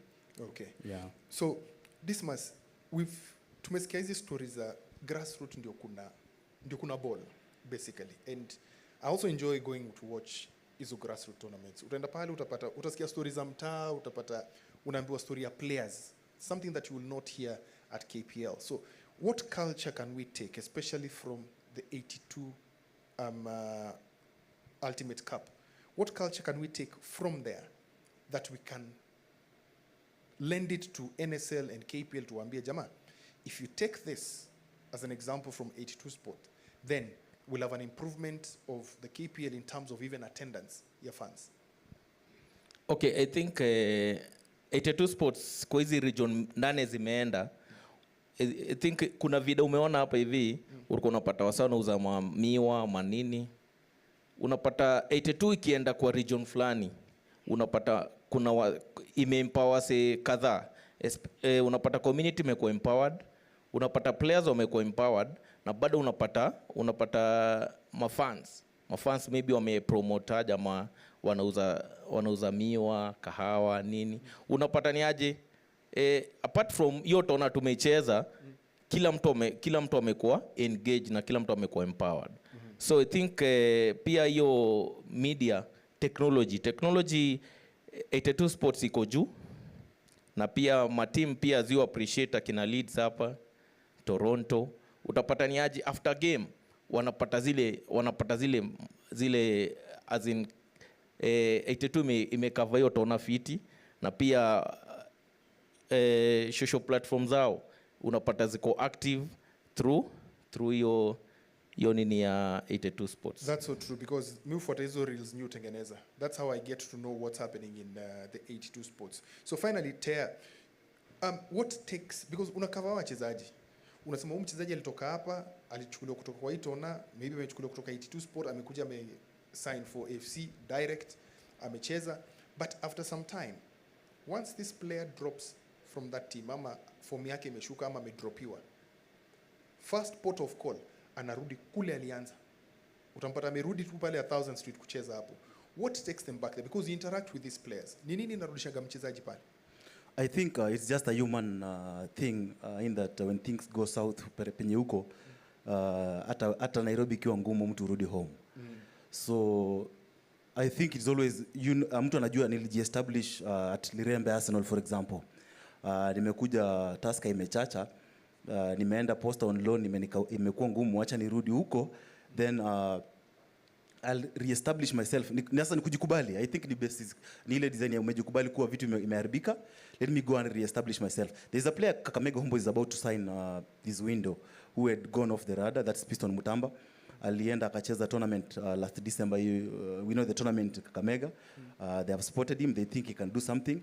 and they're signing him. So basically, I think it's going back to your roots. It's accepting that things have gone south, or they have not gone as you had planned or envisioned, and you're now going to try and rediscover yourself. And kwa wale wenye wanajikubalingi, unajua kuna wenye wanajikubali na kuna wenye wanakataa. Wale wenye wanajikubali find their way back.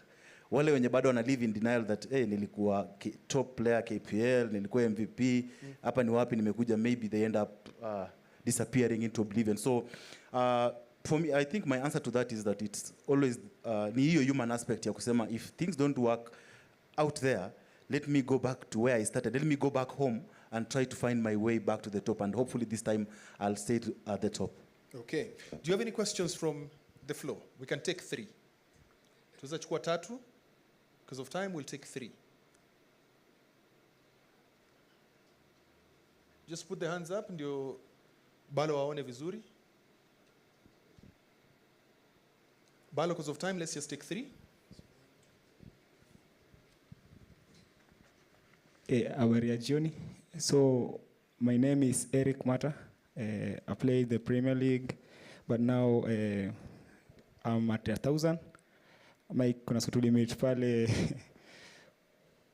kwa Citizen after kwa thibiro fulani. Na kukumbuka vizuri sana Mata. Karibu nikuulize umepotea wapi? Safi. So mi sahi niko kwa shughuli ya grassroots kabisa.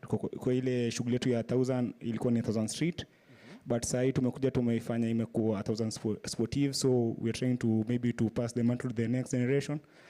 So mi yangu ni kidogo input just for like 2 minutes. Input kidogo. So mi hiyo swali umuuliza kwanza, mbona ma players kwa grassroots kuna ball sahi kwa grassroots ni vibrant kushinda kwa top level. Mostly mimi nafikiri unapata ama players wana interact. Piga hesabu how many players from the grassroots wanna play KPL ni kidogo sana, but like all of the players in the grassroots wanacheza grassroots, so unapata watu wao wa home wanakuja kusupport hapo. So imagine kukuja kuwa na mtu unajua, ndio unapata every time unapata kuna game utapata hakuna fans KPL, but kwa grassroots unapata wewe na familia yako yote na mabeste wako wa base na wote wanakuja kuwatch, wanakuja kusupport. Alafu wewe kama player, what happens is that ukiona hapo uweze ukawa let down. Maybe another input kidogo ni kwa piga hesabu Mike, kwa grassroots sahi nothing is going on ni important, especially in terms ya management. Of course najua maybe new office may come into place. Nimeka kwa hata during my playing days in the top level nimeshinda bado nikijaribu. Sasa tuko na 8 years nimeshinda nikiona what's going on. So unapata huku chini grassroots ni very very expensive.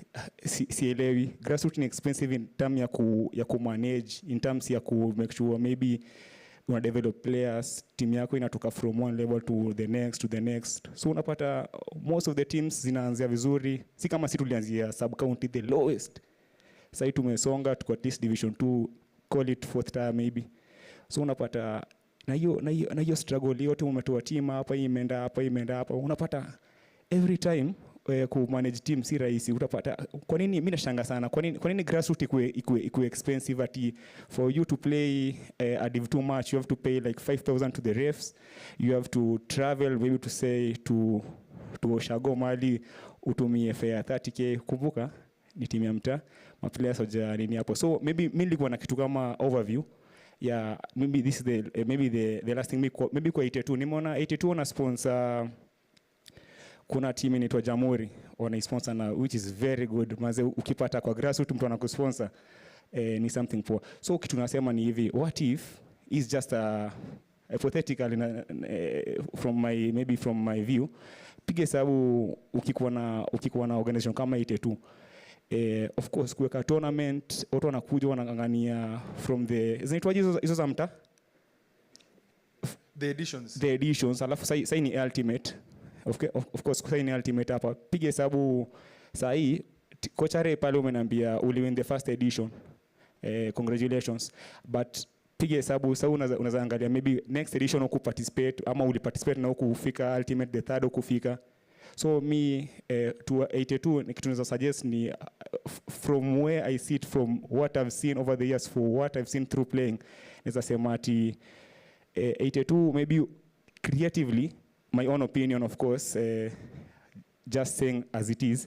So maybe na feel kama 82 wangekam na way ya partnering with the teams. For example, if a team wameshinda zone, wameweza tu qualify for the ultimate every season, maybe mnaweza do nao hata kama ni partnership tu, si hata lazima tikue ni kama ati something very big.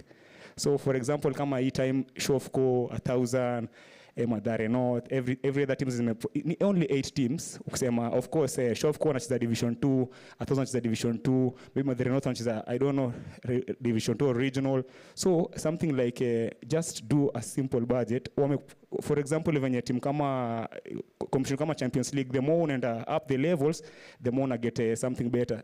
To just to kuonesha umewakadi kushinda wengine. So maybe kitu inaweza happen ni ati for the ultimates every season, but maybe for every season maybe unapata wakiqualify tu for like the 8 teams, just do a budget yenye hata basi for hii season na make partnership, si lazima iko official sponsorship, but design yenye hata kama tu ni play for green spaces hapa kwa Jazi, then maybe itasaidia hizo matimu kuweza move forward. Otherwise, thank you for the chance. Safi. Eric Mata, one of the few players najua alichukulia masomo serious. Ni msomi? Evening, my name is Edwin Hamisi of FC Creative Arts. My question goes to the management of the tournament. I think when I was watching the clip that you are playing when you started the meeting, I think I noticed, if not one of the, maybe not the worst grounds, but compared to the structures made to the other fields, then Mukuru kwa Ruben remains to be one of the fields in terms of establishment, haijakuwa well done. I know that responsibility goes back to our community level of leadership, but in terms of the long-term goal, and maybe we have had tournaments being played from Mukuru kwa Ruben, my request would be to you, would be in future, we intend to also bring the 4th edition, maybe to be played in our same ground. Looking at the status of the ground and the current situation, maybe in future it won't allow us even to play, because at some point, even our league matches have been called off because the ground does not meet the FKF standards. So my question to you would be, is there a plan, maybe comparing to the grounds that you have been held in the tournaments, Mukuru itabaki ikiwa nyuma kidogo. Do we have any plans, or a request to you would be, can we consider even bring Maram to that field so that it also be able to support the teams who are playing from that field?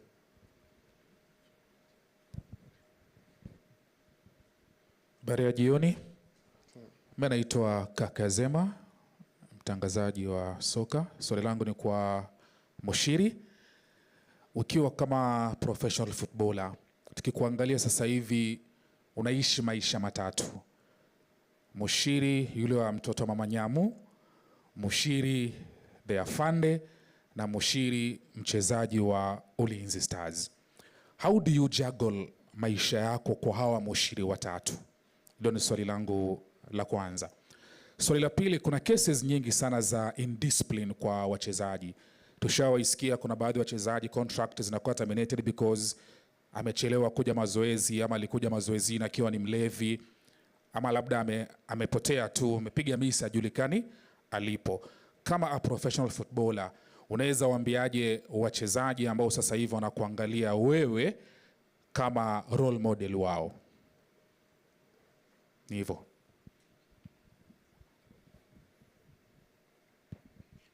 Asante. First ni kudos to 82 Sports for a well-thought tournament here, grassroots. One of the benefits nimesikia kuhusu grassroots football, crowd ama fans, very good. Prize money iko juu 1 million. But the best of the best nimesikia from Dismas Orindi is that when the tournament is played at the grassroots level, the small businesses zina thrive. So that is very good. So if it has to be done, and there comes my question, it is grassroots. Why police circle for the finals?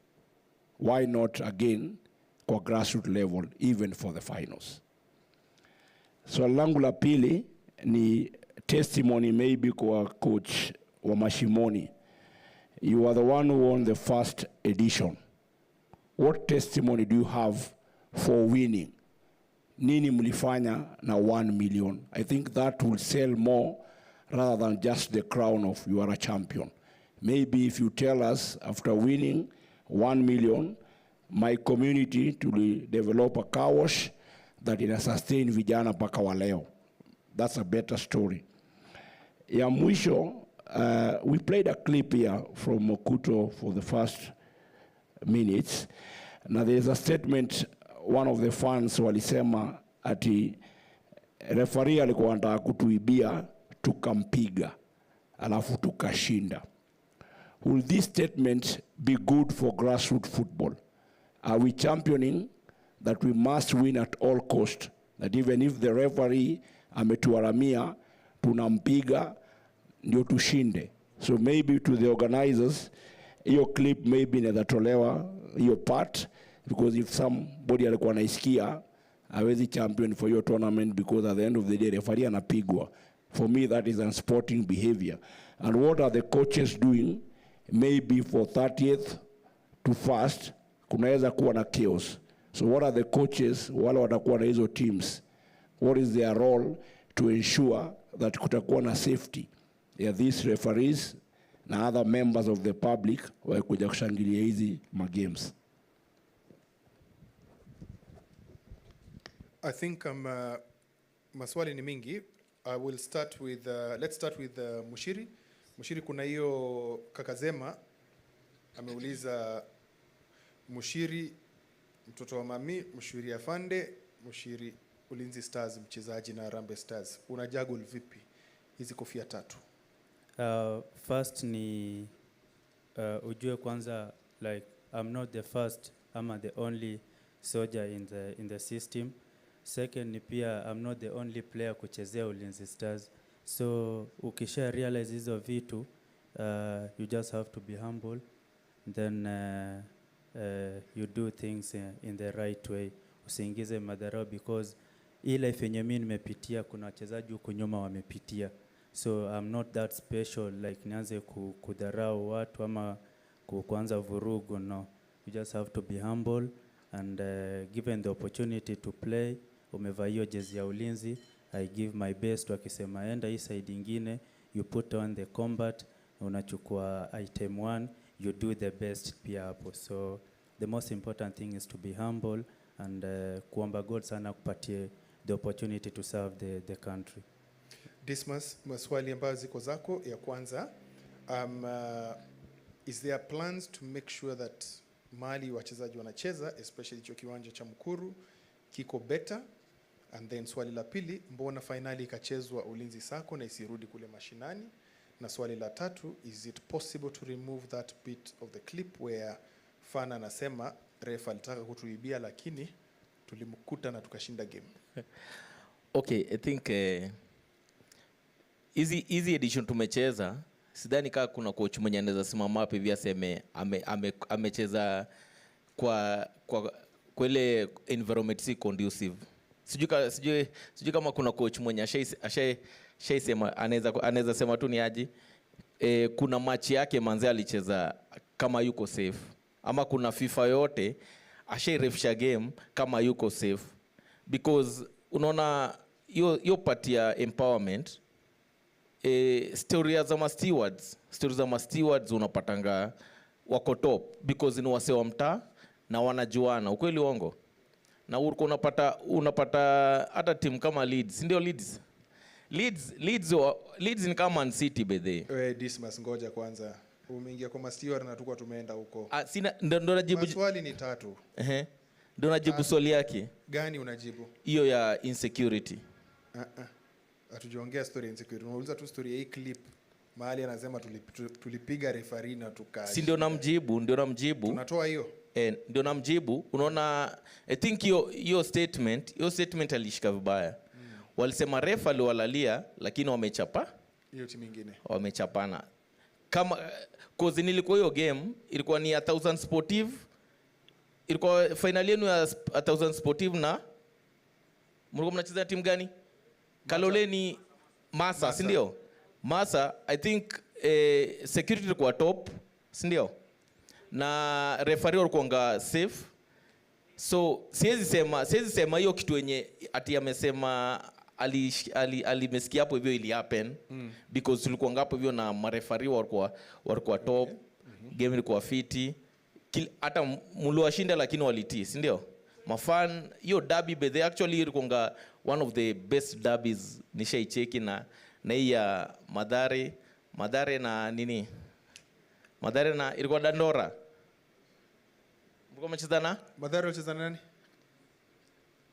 Kuna game yenye mlicheza na nini na Kayole Youth. Hiyo semis ilikuwa top sana. Lakini maplayer wenu mlikuwa ngawe, lakini maplayer wenu walikuwa safe, si ndio? So I think hiyo ndio kwenye nazambia Kochari. Hakuna kitu ile happen hapo. Okay. Na hiyo statement ni venye ameshika vibaya, lakini I think it's good to clarify. So second question, mbona tuchezi mtaani tunapeleka game? Okay, I think venye si wote tunajua matimu mob hapa hivi zina feel fiti sana kucheza 82 Sports. Uko ili uongo? Toronto cause technology 82 Sports iko juu, si ndio? Tunataka manze hii ultimate venye tu panelist alisema hapa hivi anataka kutoa player hapa hivi ampeleke Banabu. Ma scouts watakam, si ndio? Yes. Players I think team managers wa hizi KPL watakuwa hapo hivyo, wataona players hapo, si ndio? Alafu najua pia kuna watu wenye grassroots au kucheza na hizi kuna partner wetu anaitwa AMG ucheza ngana hizi vest. Kuna player mwenye hajaicheza na hiyo Samo, si ndio? Najua hiyo inakuwa motivation yaje naweza fika hapa hivi ama aje. Na pia I think exposure, si tunataka kuwapatia exposure. Kuna mse mwenye ashacheza tu grassroots venye tu Kochare amesema hapa, hiyo ground yao si poa, si ndio? Lakini tukiwapeleka Police Sacco Stadium watafeel manze environment nyingine, at least watafeel changing room nini, unaona? Cause pale hivi mtaani unasikia Kochare anasema oya mafan pia fan anakuja anasema wewe kwanza unatuuza sijui nini, unaona? Lakini tukiwapatia exposure kai utapata ni aje mse tuna motivate. Okay, Daddy say finally uliulizwa swali ya ile mita mlishinda. Yeah, tupatie testimony. Tulikunywa mpaka saa ngapi? Timu yetu ni ya vijana, I think average age yetu inacheza around 21. So ni wachezaji hawatumii any substance. So I think kwa ile cash walipata hakuna mwenye alikunywa. But in terms of the impact, kitu ya kwanza I think we are the first team around who run a business that it's strictly run by the players. What business is that? A laundry business. We bought like laundry machines. So pale mtaani, the players who come from Mashimoni, wale who form the core part of the team, they run their business hapo sai. It's atuko part of it sisi kama watu wanasimamia team. Yes. It's strictly run by the players, so they know how they do their expenses, their profits, all the revenue that comes from hapo. They know how they share that. So capital ya kwanza hiyo biashara ilitoka hapo kwa ile the prize money. Everything ilianzia hapo. Okay. Before that we never had anything as a team. Yeah, and then also from the same amount we were able to form a partnership. I can call it a partnership. Na I think Beast Jerseys, if you know. Beast Nojo. Yes, so walitutengenezea replicas na from that money tuliweza kupata capital ya kuanzisha our own. So walitudesignia, tukalipia, we also paid for like stock or somehow. So as you request, unapata from that. Yeah. Okay. Nasema shukran sana. Those are the stories that we want to hear. Testimonies that 82 Sport has done something to change the lives of our wachezaji. So the next meter inafaa tujue nani ataishinda, and to do that sini draw ifanywe sasa. Kabisa. Nashukuru sana panelists wangu, wacha tuwapatie nafasi ya draw sasa. Popo.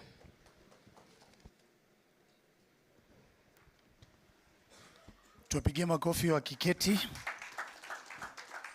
And also a round of applause to Mike Okinyi, ladies and gentlemen. Thank you so much, Mike. Ningependa ukunywe maji kidogo before tufanye draw. I'd like us to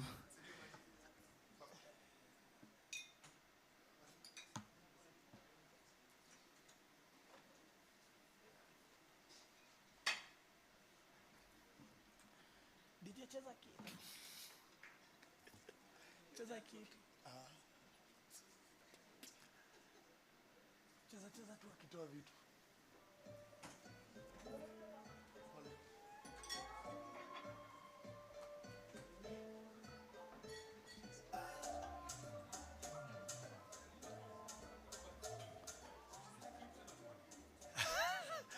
Tutacheza clip after.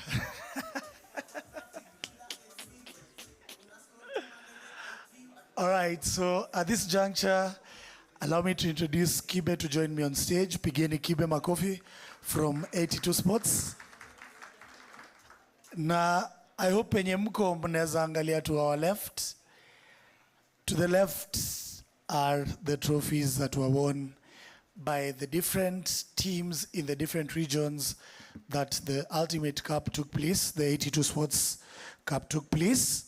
So right now, I'd like us to put our hands together for the coach and the representative of Jamhuri Soccer Academy from Starehe. Wapigeni makofi wakikuja juu. Coach and representative wa Jamhuri Soccer Academy, tafadhali. And wakikuja ukiona mbele yao kuna mrembo fulani amebeba some of the jerseys that they're going to use for the finals.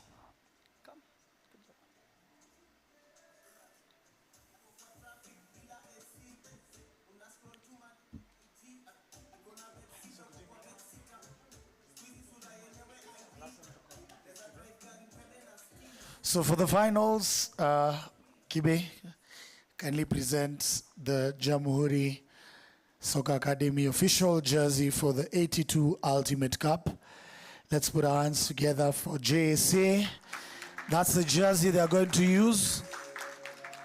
Songa karibu wakupige picha.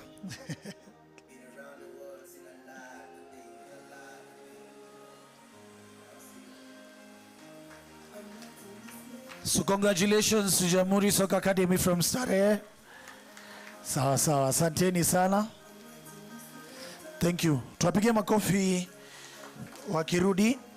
We are going directly to Westlands region, and let me introduce to you Leeds United. Wapigie Leeds makofi wakija on stage.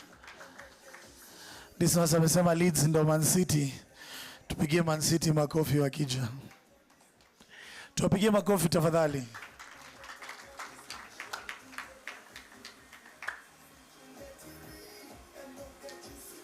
Hey, Kibe, the other side kwanza. That's official jersey for Leeds. Makofi.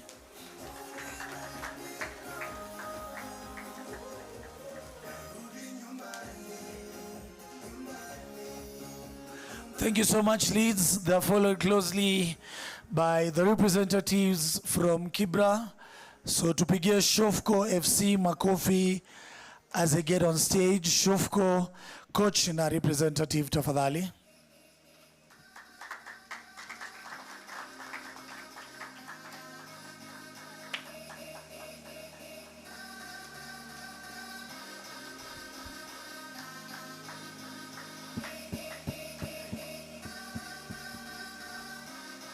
That's official kit for Shofco.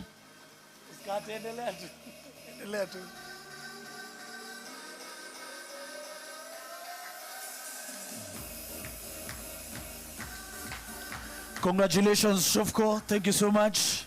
Hiyo mnaenda nayo kwanza, tutachukua baadaye. All right, so we move to Dagoretti, Toronto FC. Tupigie Toronto FC makofi. Ndio Toronto FC. They'll be playing in pink.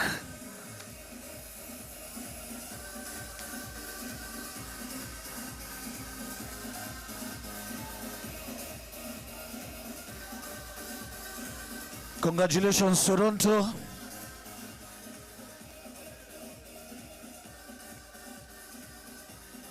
Tuonyeshe nyuma.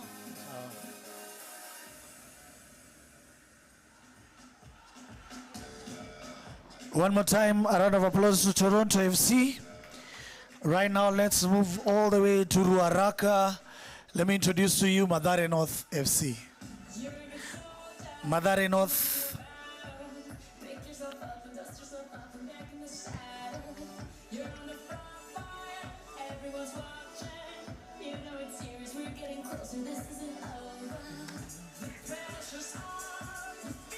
Makofi to Mathare North.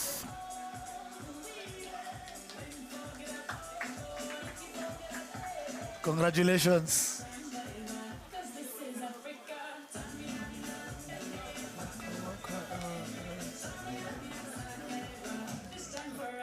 From Ruaraka tunaelekea Embakasi. Let me introduce to you Creative Hands. Tupigie Creative Hands makofi. Coach and representative wa Creative Hands.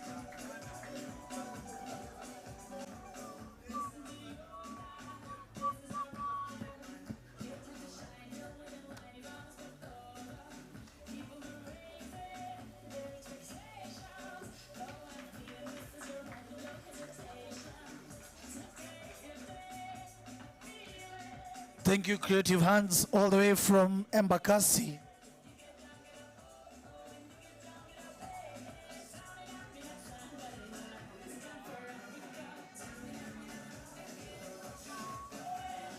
Second last team. The seventh team is 1000 Sportif from Makadara. From 1000 Street to now 1000 Sportif. Wapigie makofi. The only team with a lady representative from all the 8 teams. So that's official kit for 1000 Sportif.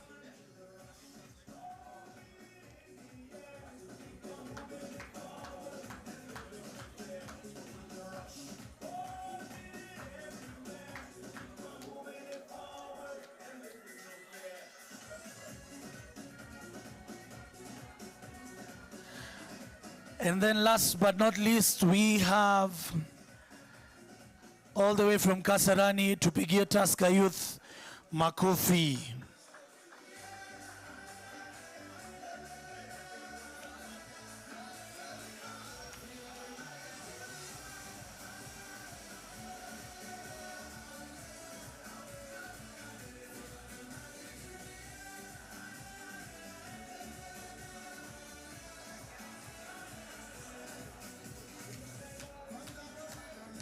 Donning the yellow, official yellow. So happy makofi ya Tusker. I want a representative abaki tafadhali. Chatubaki na one. So the rest of the teams, just send your representative so that you can take one picture of all the jerseys. Mata, ndo ile pale. Thank you, Kibe.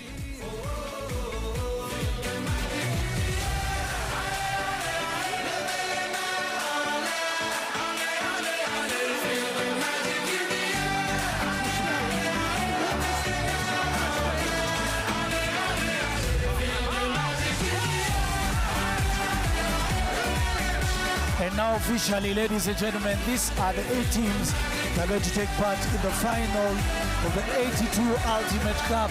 Tafadhali tuwapigie makofi. Congratulations to 1000 Sportif, Mathare North, Shofco, Creative Hands, Leeds United, Jamhuri Soccer Academy, Tusker Youth, and Toronto FC. Asanteni sana. Thank you.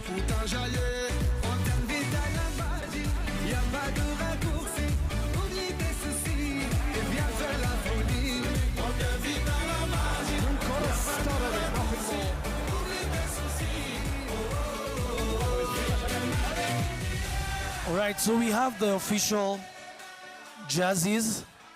Right now, I'd like to welcome the president of the esports, Kenya. Please put your hands together for Mr. Ronnie Lusigi. He is the current president of the Esports Kenya Federation. So tumpigie makofi. He has a special announcement he'd like to give us. Pigeni Mr. Ronnie Lusigi makofi.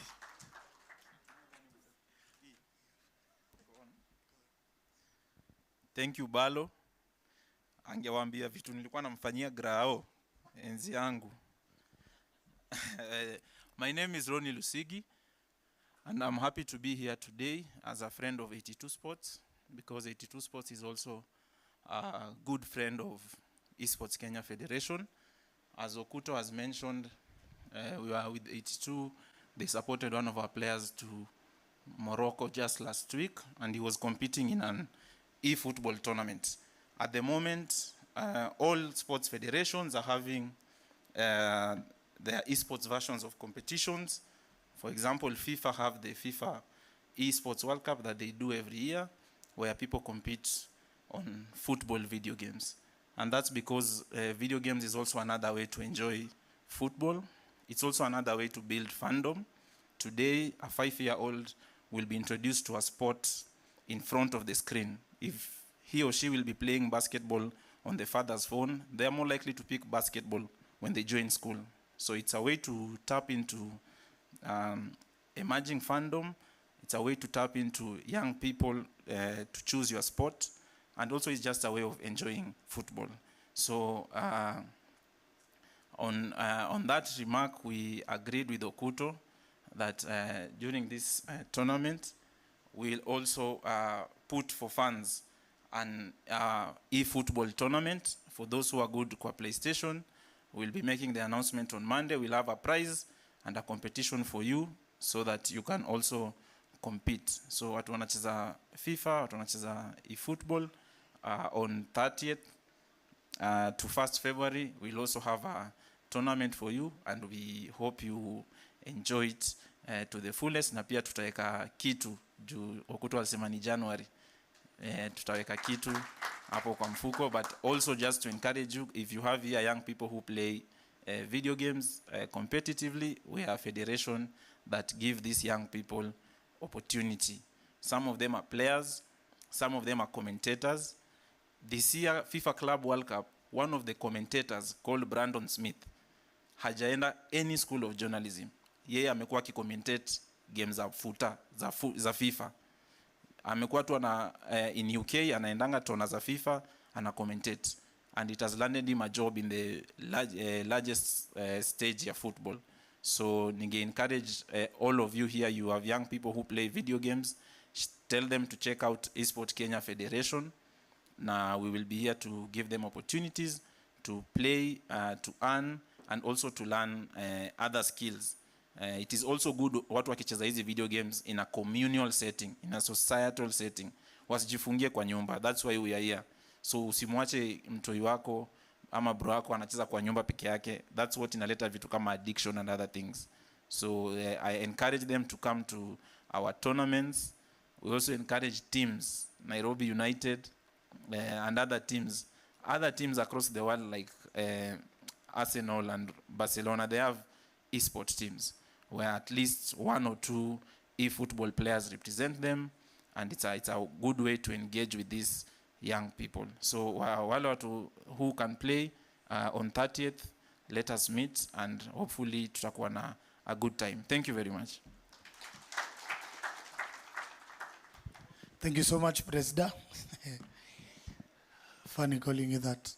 Anyway, right now, guided by the organization of 82 Sports, we'd like to do the official draw.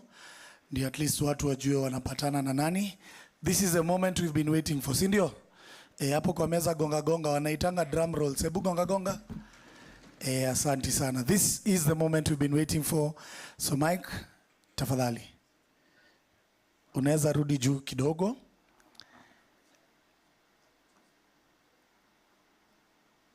Let's appreciate Michael Kenya as he comes back to the stage.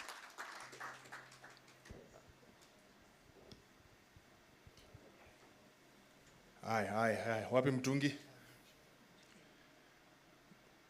Mtungi kwa wapi? Mdosi nimemwona hapa saa hii tu. Anipea kazi ngumu.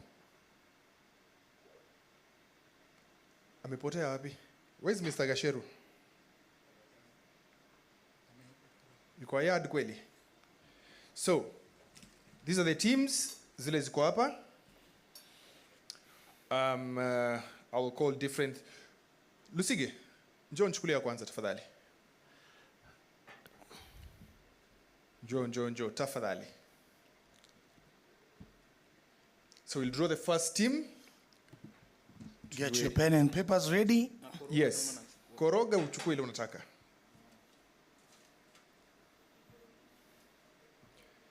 Open it up. Show it to the crowd. Which one is that? Tusker Youth, Kasarani. Tusker Youth, Kasarani. That's the first one. And Tusker Youth will play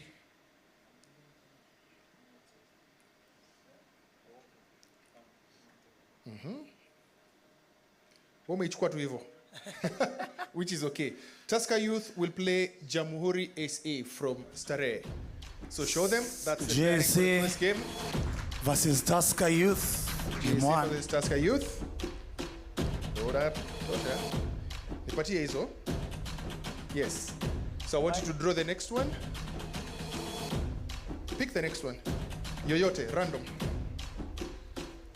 This one is, just turn it around. Turn it. Leeds United from Westlands.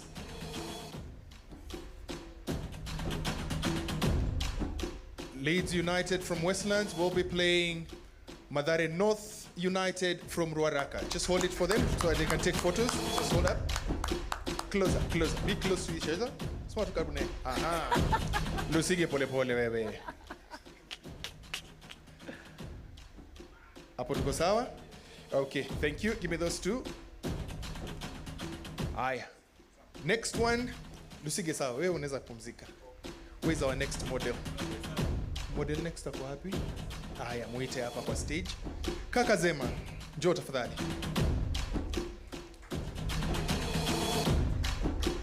Kaka Zema anapiga moja ndefu. Signing fee. Aya, wapatie intro basi ya finali.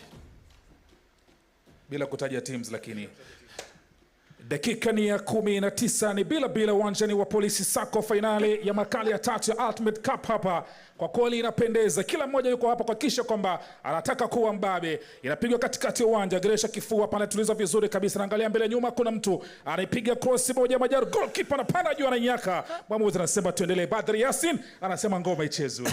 Ngoma itachezwa jamaa, ngoma itachezwa. Haya. Niokotee moja tafadhali. Waonyeshe. Toronto FC Dagoretti. Tulia hapo kaka Zema, waonyeshe. Tulia hapo tuone atacheza na nani. Stand next to that. Aha, Shofko Kibra.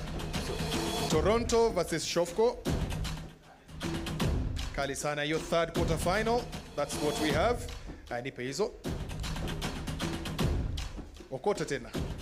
Tumalizie kazi, ufunge kazi.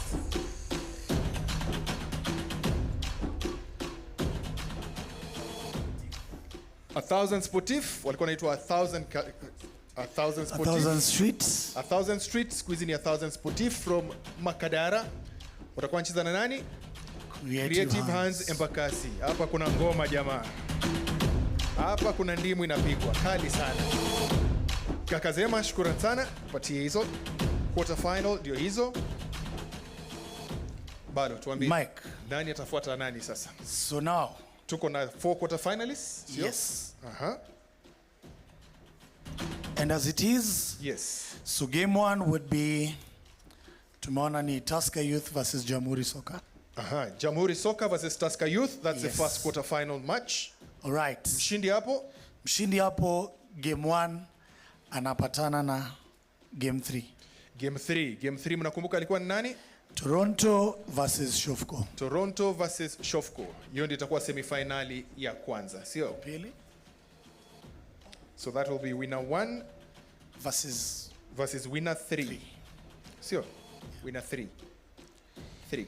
So, winner 1 versus winner 3. Winner 1, tukumbushe tena.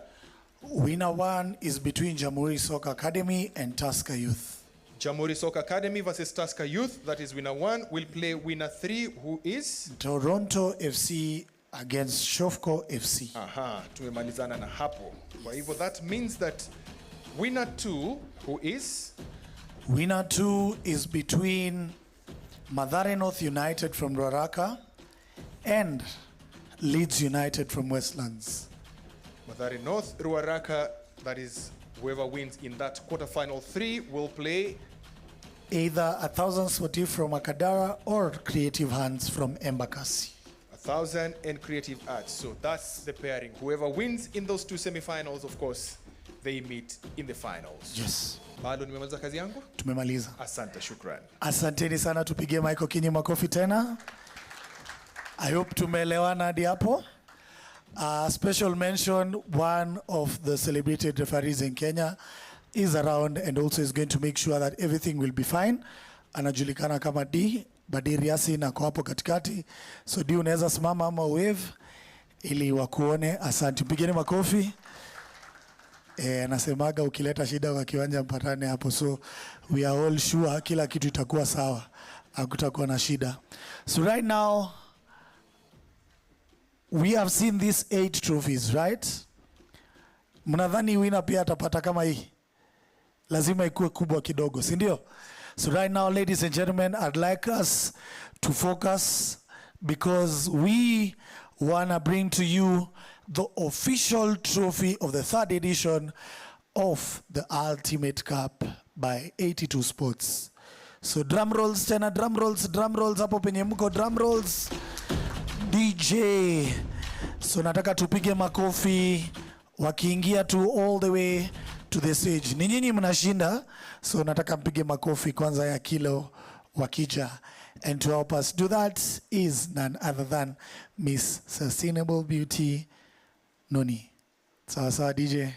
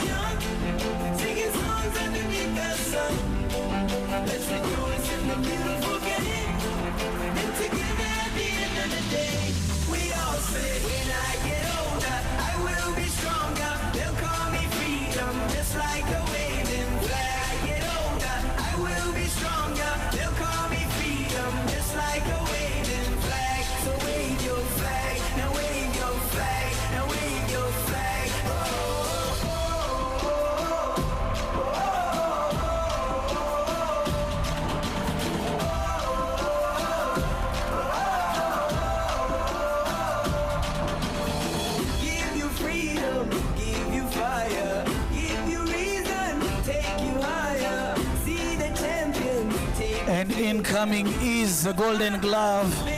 Let's appreciate the Golden Glove. And next is the MVP.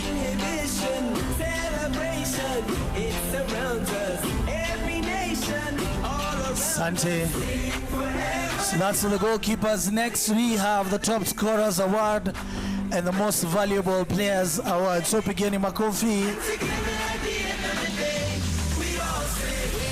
And then now, ladies and gentlemen, a round of applause as we bring to you the official trophy of the Ultimate Cup itself, brought to you by 82 Sports.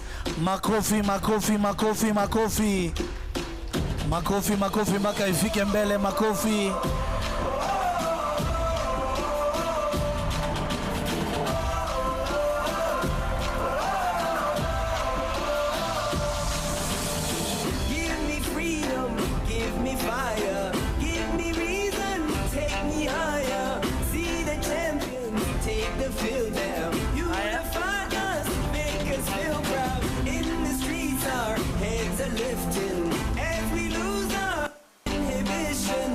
Now, ladies, kindly let's get on stage. Let's bring trophies to the stage now. Tupande juu tafadhali.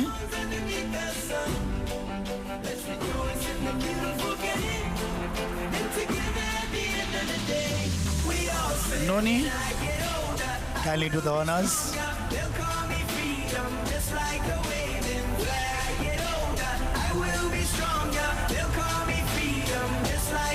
Wapi makofi, ladies and gentlemen, tafadhali.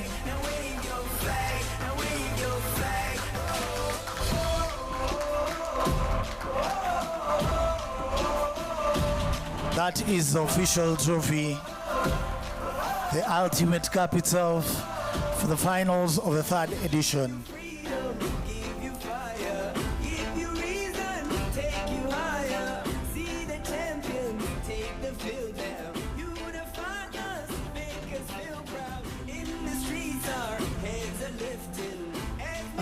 One of the things that pia sidhani mmeona but nataka kujua karibu ni we have some of the best medals around and you can feel the heaviness. So we also have the gold, the silver and the bronze for the 1st, 2nd and 3rd teams that will be participating in the tournaments. Let's appreciate that.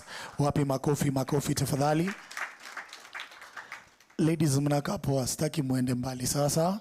So let me introduce Alan for the vote of thanks. Wakiwa tu hapa ndo mpige picha. At least Alan akiongea bado mnaona what you will win. Sawa. All right, mnaweza shuka tafadhali, asanteni.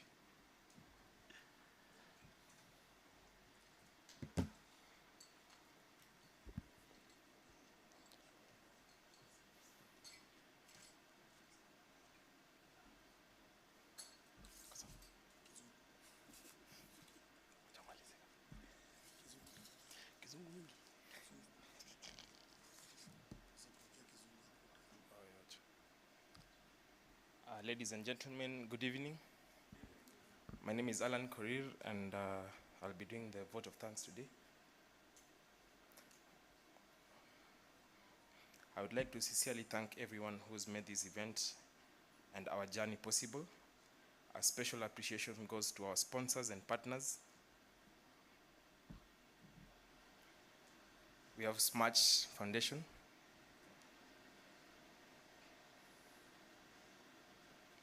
IMG Communication,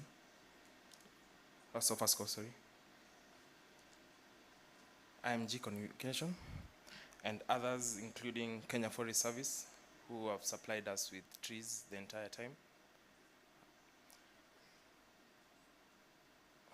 Your support and belief and commitment to youth sports and environmental conservation means a lot to us. You have not only supported an event, but a vision using sports to unite young people and protect our green spaces. To our teams at 82 Sport, every person that I know here, from the media to the medics, I wish I could name each and every one of them. We've gone down to all the mtars from Kawangware to Kibra and back. We've seen all the communities and we've touched them in one way or another. We've had fun, and I appreciate each and every one of you for the bravery that you've put in and the work. On this day, I also want to thank our patron for also supporting us, and also, ladies and gentlemen, for you coming here and being with us as we do this unveiling and the draw. You're most welcome from the 30th to the 1st for the games. Come have fun, come watch games and support youth football. Thank you and have a good evening.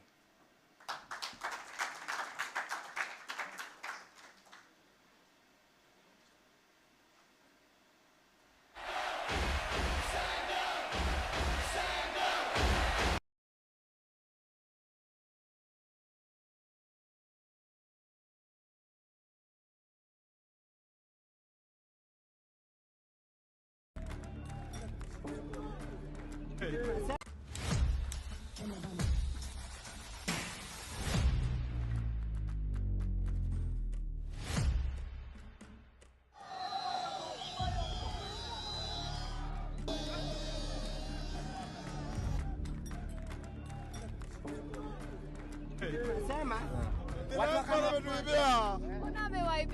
Tumefunga akatuibia. Amelipwa. Bado tumempiga. Lakini bado tumewin kama. Tukianza nilikwambia tutawin.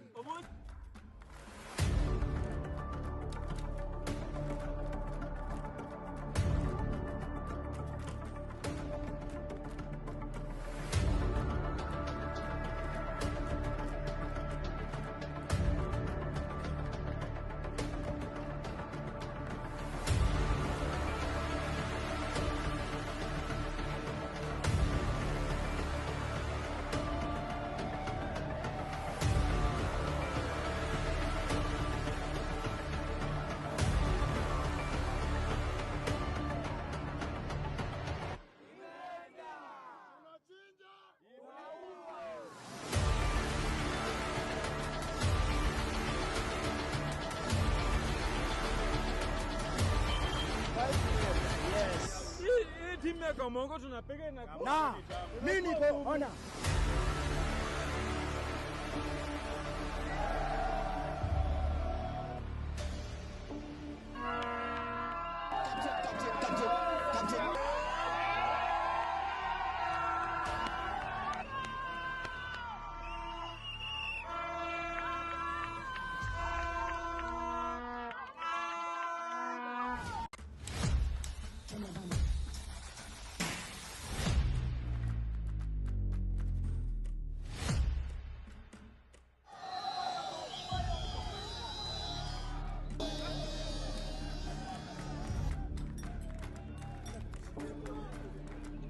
Sema.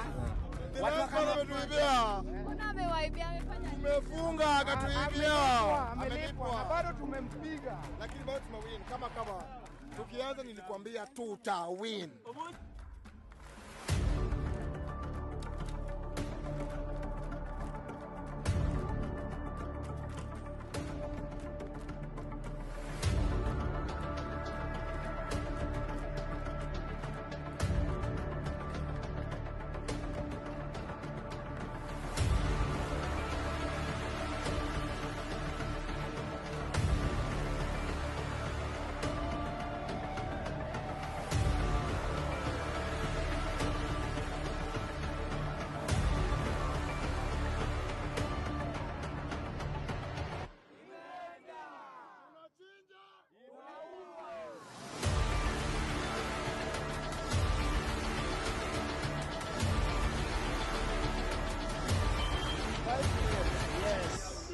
Timu ya Kamongo tunapiga na mimi niko ona.